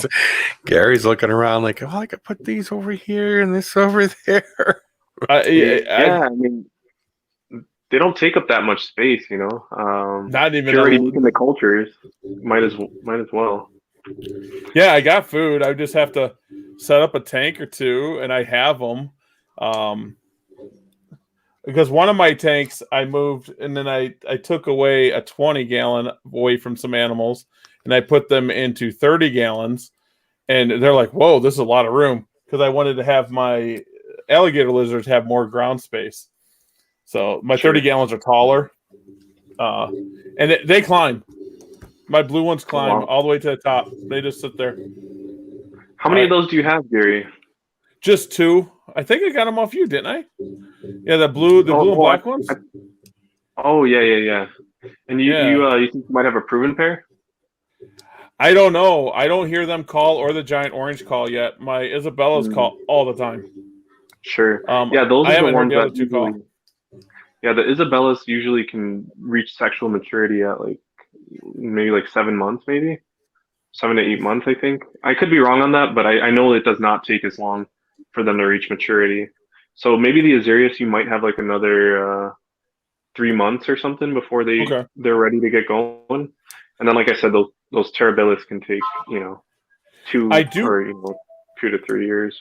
Yeah, the blue ones. I do have one big one and one smaller. He's about the other one's about, I want to say maybe 2/3 the size. And then I just the other one was eating more. I'm like, why are you eating all the food? But they hide more. They hide more too. They don't like me. The orange ones, the giant oranges, they don't care. They come right up and they'll catch the flies when I'm dumping them. They'll catch them. For sure. Yeah. Here's a quick question I have for you. From the time you got your first dart frog to where you're at now, how long has it taken you to grow your collection to that size?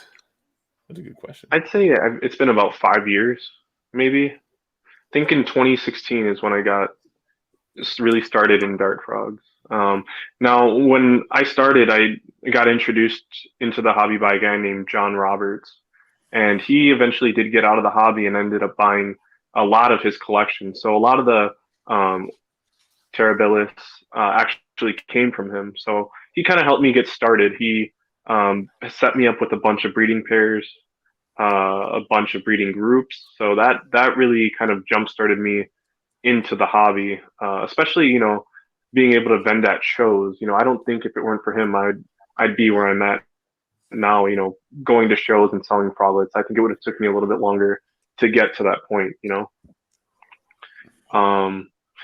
One thing I would say, if someone is looking to get into breeding, I would say, if possible, try to find proven pairs. Even though you're going to spend more money, it ends up just being a lot more efficient in the long run versus trying to buy froglets and then raise them up. I mean, you can do it that way, but you're probably going to, it's going to take a little bit longer to get going.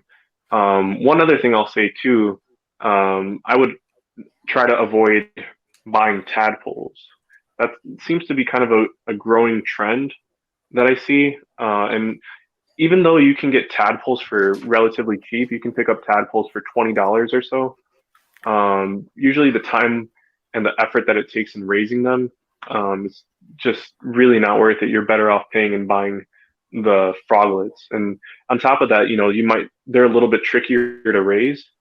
So usually I don't recommend people buying tadpoles unless you want to see the metamorphosis and see them go from a little tiny speck to froglet to adult. Maybe some people do want to do that, but usually it ends up being a lot harder than most people think. Yeah, but I think you told me that when I first got into it. You told me the same thing. You're like, stay away from froglets. Not froglets, but tadpoles. Yeah, and I hear that a lot from people who will come to my table and be like, oh, I spent. Some people will spend like $40 on a tadpole, which is kind of crazy to me. But then they'll say like only half of them made it or something, or even myself breeding tadpoles. I wouldn't say a lot of times, but it does happen that they don't all make it. Is there any species that's not in America that you would love to have here in the hobby? Yeah, that's kind of a little bit tricky question because I really don't like the idea of pulling out from like the wild, but in Europe they do have a few already established uh, species that would be really cool to have. One of them would be, I think it's called, I don't know, and keep in mind, I don't know if I'm pronouncing these right because I only hear them or I read them online, but I think it's like Excitobades or something like that, Mysterioso or something. They're these like green and black frogs with like a mint spotting, really pretty. Another locality that has just actually got imported from Europe is called I don't even know how to pronounce this one either. It's called Tumacum. It's a really weird name, and they're super pretty frogs. I don't know if I'd necessarily want them, but those would be kind of neat to have established in the hobby if it was done ethically. But honestly, there's already so many in the hobby that I don't have yet that you know that I'd like to get my hands on. So there's Christmas presents to buy you. Okay. Oh yeah. Yeah, and actually, there are some organizations actually located in like Colombia that I believe are working with really rare frogs that are being exported ethically. I'm pretty sure it's I don't know, Tesoro de Colombia is the organization, and they are working on raising captive bred animals in Colombia and then importing them into the U.S. So they're not pulling wild caught frogs, which does sit a little bit better with me, So yeah, maybe they just started. Someday. They started doing that with tarantulas too down there. They have people that raise them, and then they're not going out collecting them out of the wild. As they breed them, they can import them into the United States without decimating the wild populations, which is a good idea. Sure.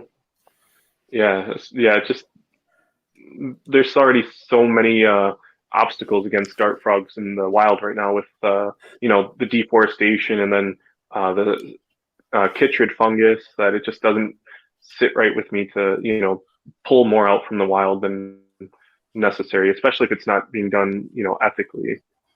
Exactly. Mm-hmm. You're right, though. The forests are being torn down left and right. I mean, yes, it's getting bad. There may come a time where the only place to see things like this are in collections like what you have there. Sure. I hate to think that, but who knows? It seems like they're not doing as much as they could be down there with just people illegally just plowing through kilometers of rainforest, and that's the crazy thing, that some of the small pockets of rainforest, there might be species that we haven't even discovered yet, that we may never get to see, which is obviously kind of sucks. I should have thought of you and told you about my friend going down to Ecuador in May. It's $2,000 total to go down there. He had 10 spots. His name's Mike Clarkson.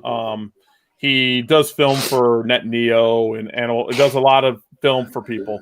And he opened up 10 spots, and it's going down to Ecuador. And there's a lot of dart frogs on that way, right? Yeah. I'm sure, they definitely have quite a bit of frogs. And that's a really crazy thing, is that there's so many places down in Central America where you can see so many of these species in the wild. I haven't really got to travel much, but at some point I'm definitely going to be going down and seeing a lot of these guys in their natural habitats, which I'm sure would probably help me get a better idea too of what their needs are, or what I could be doing differently to maybe try to mimic their natural environment. That's what I see you doing, is going down there and pulling that information and bringing it back home. Yeah. I mean, it would just be really cool. So we'll see what happens. I'll definitely be sure to record and maybe put a few YouTube videos or something. Yes. Yeah, next time Mike's going to be doing these a few times. He wants to get over to some different areas in Africa and he's trying to put together like these 10 to 15 people groups and do package deals.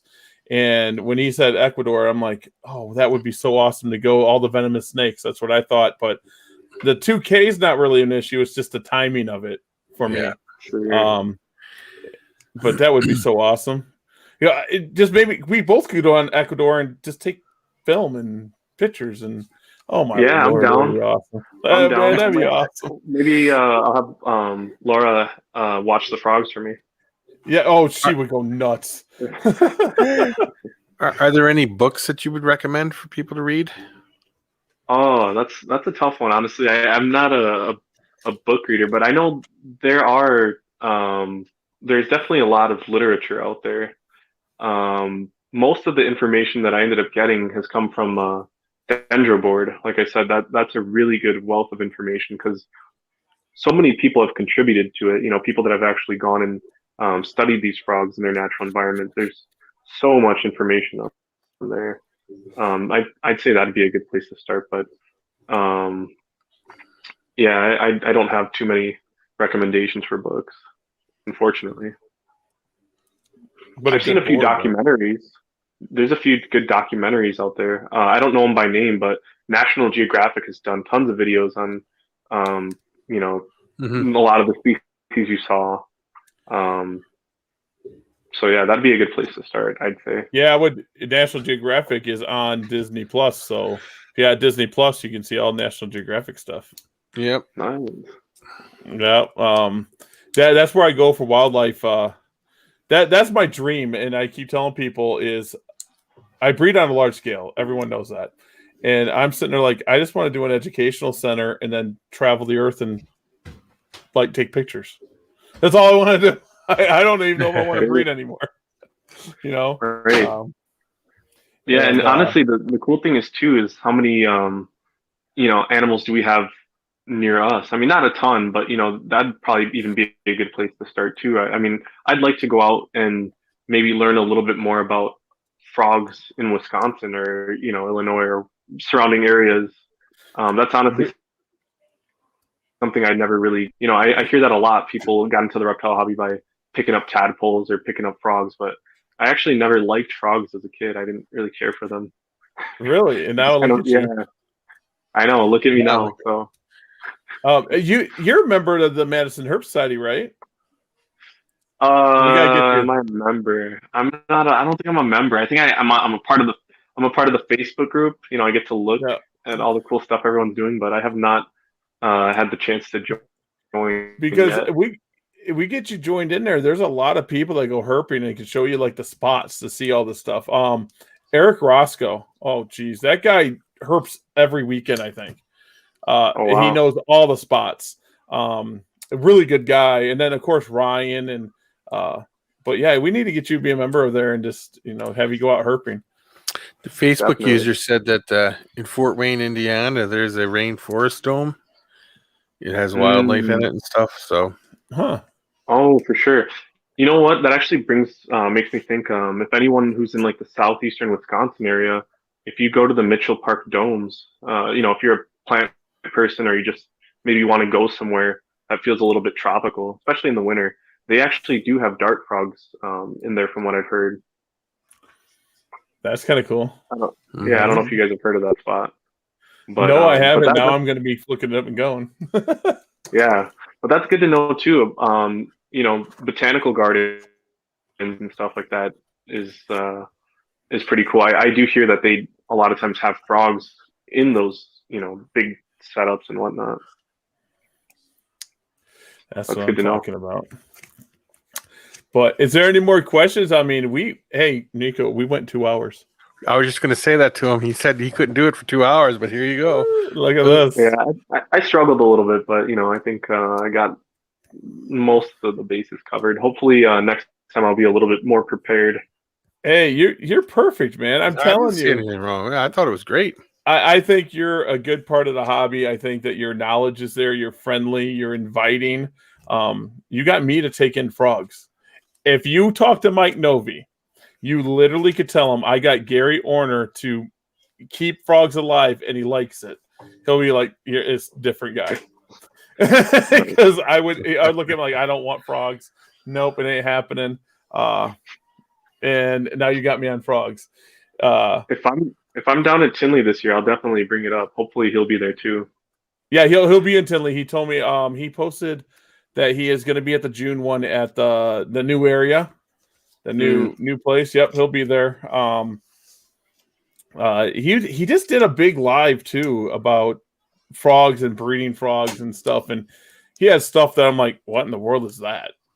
I've never seen it before. Oh yeah, dude, Mike. Yeah, I've seen his YouTube. Well, I've seen YouTube videos with him, and then he goes all out. Especially with, like I said, the tree frogs seem to be just kind of a whole different game. With what it takes to get them going. Especially some of the ones where they, need really specific temperatures and need running water and stuff like that. It's just nuts. That's a whole different level that he's on. But and if you ever want to get him to do a kickback when you guys are joking around or something goes, just look at him and go, and now we're back. He says that all the time. Yeah, a funny story about Mike Novi is I want to say 2009, we were in Daytona. Him and his wife, Molly, kept me out of jail. Oh, shit. So you guys go way back. Oh, yeah. We were at Daytona, and I was, where everyone's drinking at the time, and I had Coronas. I broke a Corona bottle on the boardwalk, and then I told the rent-a-cop. Well, it wasn't a rent-a-cop. It was a cop. Well, I called him a rent-a-cop. Oh, yeah. And, yeah, it was a fun time. Mike Novi is just good, solid people all the way around. I mean, that guy's just good people. I would say in the hobby, he's one of the top 10, 15 minds in the hobby. He won't say it, but he is. Oh yeah, I mean, if you just look at the species that he keeps, that he's been able to breed, that a lot of people haven't been able to. It just kind of speaks for itself. Yeah, we struggle to keep it alive, and he's breeding them. Right, exactly. Yeah, but Mike Novi's good people, and I hold you on that on that level because of what you've done, and you come in and you're just like, yeah, I got these. Your quality is fucking to no one. I'm just a guy with a little bit of extra room in his spare bedroom. I don't really look at it as something like super hard. It's just something that's actually been pretty easy, I think. Like I said, once you get it set up, it doesn't seem as complicated as, like with him, he's having to change out certain enclosures every other day, change out the substrate, change out paper towels. Whereas I'm kind of just like coming in here 3 times a week, spraying and feeding, and then, feeding the tadpoles. Like that's really pretty much the bulk of what I do. It's nothing too crazy. But you're passing that knowledge on to people, and I honestly think dart frogs are a good way for people to get in the amphibian world. Mm-hmm. It's just an easy setup. The initial investment's there, and then it's kind of cheap after that. It's kind of very cheap. Sure. The reason you say you find it like what you were just saying is because of you have a passion for it. When you have a passion for it, you end up being very successful and very good at what you do, and obviously your passion shows with your like them enclosures you developed up there and the way you have everything set up. Yeah, I guess that's a good point. I shouldn't just tell everybody, it's the easiest thing in the world. I guess you're right. This is something that I don't mind coming in here and spending, 3 hours in this room, So that makes a lot of sense. You've created a rainforest in your place. Yep. And now he's going to do half the basement. Wait till Sewerfest. I'm going to get him geckos. Watch. Here's a gecko. I'm just going to give him a... I've never had a leopard gecko, so maybe I might just have to give it a shot. Leopard geckos, they're easy, man. A 2-year-old could breed them. The next video we do with him, this room will be all leopard geckos, and the downstairs will be all frogs. Nico's going to kill me. Well, He's gonna hate you know me. what? Every time I look past your table, I'm always seeing different morphs and stuff. I'm just like, kind of like, holy crap! Like that's a whole nother level of leopard gecko. You know, all these neon oranges, and I don't know. I could see you persuading me pretty easily, I'm just especially gonna now that bring you're him up and serving just beer. put him on your table and walk away. Uh, That's what I'm gonna do. I'm just gonna put them on your table. I don't know where they came from. You know, that's what people did to me in the last show. Miles gave me a knobtail, and I just looked down. I'm like, why is there a knobtail on my table? And I was like, I don't know where it came from. I'm like, shut up. Jesus. And yeah, and I got rubber duckies at this show too. Oh And shoot! oh, dude, I take care of these 6 rubber duckies like they're my children. I feed them Wally's. I got to get more Wally's food, but I put a little bit of food in there, and they come out and they eat it, and they go back under their logs. I'm excited about my rubber duckies, but it's just a fun time. I can't wait for Sewerfest. And you got a kitty. I got a cat, but I don't know where my cat's at. She was over here somewhere. Yeah, she's just trying to get in on the camera. I guess she's a lap cat for sure. My cat sits there and wants to be in the gecko room because she wants to get the geckos, but I don't let her in there because she gets the geckos. I've had her. She used to be able to run the whole basement, and sad thing is, she got into bottom drawers and brought me them geckos. Oof. Yeah, I'm like, Yeah, that's never good. And I'm like, how in the world did you get them out of the tubs? You know, and she just kept pawing at it until she pulled it out, and so she's not allowed in that room no more. Yeah, and then she comes to you, look, Daddy, I brought you a present. I just looked at her like, what are you doing? And I thought it was still alive, but it wasn't. No, it sucks. Yeah, knock on wood, she doesn't really care too much about the frog. She's all about attention from me, which, whatever. That's good, though. She's spoiled. Yeah. That's good. You're an animal person, so. Yep. Well, we kept you for 2 hours. We'll let you get back because I know you got your hours of work to do there in the frogs, right? Yeah, I gotta shut it down. I actually gotta make probably my weekly fruit fly culture tonight, so that'll be on my agenda. Hey, maybe next time I'll show you guys how to make fruit fly cultures. Yes, that would be awesome. See how easy it is. Yeah. Yeah. I mean, this is just fun. Everyone enjoyed it. We've had tons of watchers. Twitch went up to 42 people on Twitch. Twitch is like, and then this stays up, and people just watch it and comment and comment and comment. And yeah, if you want the copy of the file to ever put up on your YouTube, I'll bring it to you. I'll give you the copy of the file. Sure. Yeah, I'll edit it. Maybe I'll put it on TikTok or something. TikTok. See, I'm telling you, I need to get on TikTok. I just need to do it.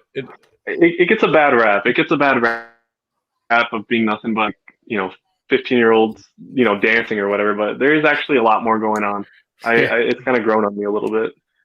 I just need to do TikTok and show like geckos and just say, here's the gecko. Because you only have to do what, like 15, 30-second clips? Yep. And you know what? There is a lot of gecko people on there. You'd probably do really good, Gary. Yeah, because Jay Brewer told me to go on there too. He told me I had to go on TikTok. I was like, TikTok? And then I'm like, well, Nico told me to go on TikTok too. It gets a bad rap, but it's it's not, like I said, it's not all what you see on the news or whatever, just people dancing. Like there's so much more on there. It doesn't. Yeah, and the scary thing is too, you can sit there on TikTok for like 4 hours. Like it's ridiculous how it figures out what content you're into.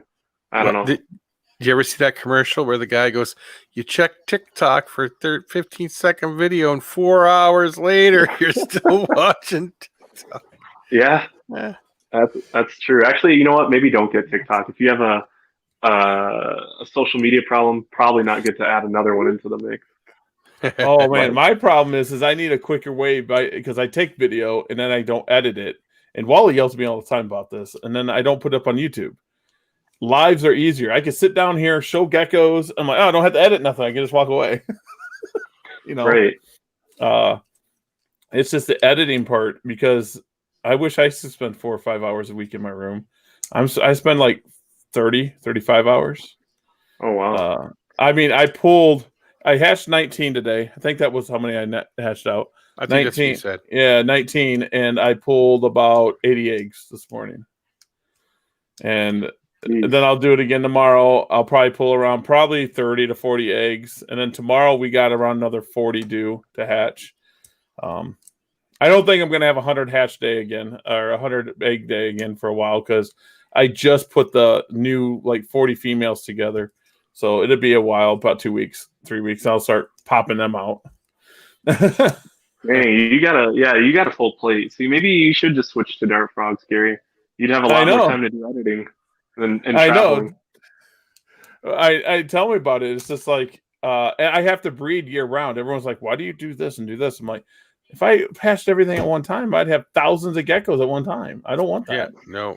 That's why you see me at shows. You'll see all different stuff every show. It's all different because I've already went through those. They're already sold, and I got new babies. Sure. So very cool. All right, guys. Well, I appreciate you coming on, Nico, because I know this was something. This is big for you. This is a step. Yeah, it was cool to kind of break out and sit in front of a camera a little. Like I said, it wasn't too bad. I'll do it again for sure. That's what I wanted to hear. So, all right, everybody. Awesome. We're going to let him go and do his fly cultures. That's going to be fun. The Facebook user wanted to know, Gary, do you brewmate? No, I don't brewmate nothing. I don't brewmate nothing. I just, my females ovulate. All my new ones, when they ovulate, and they go into that month. They're ovulating in March. You're the March group now. Yep, you're ovulating in November. You're in the November group now. That's how it goes. And I don't grow my females like some people do. I wait a year to year and a half to breed females. So, I feed them slow. You can power feed a gecko really quick and get them up to size in 7 months. I don't do that. You can do that with frogs almost too. You can power feed frogs. Yeah, definitely. You just feed them, they go boom. So, all right, guys. We'll go off air, and I appreciate everyone tuning in. Let's end that.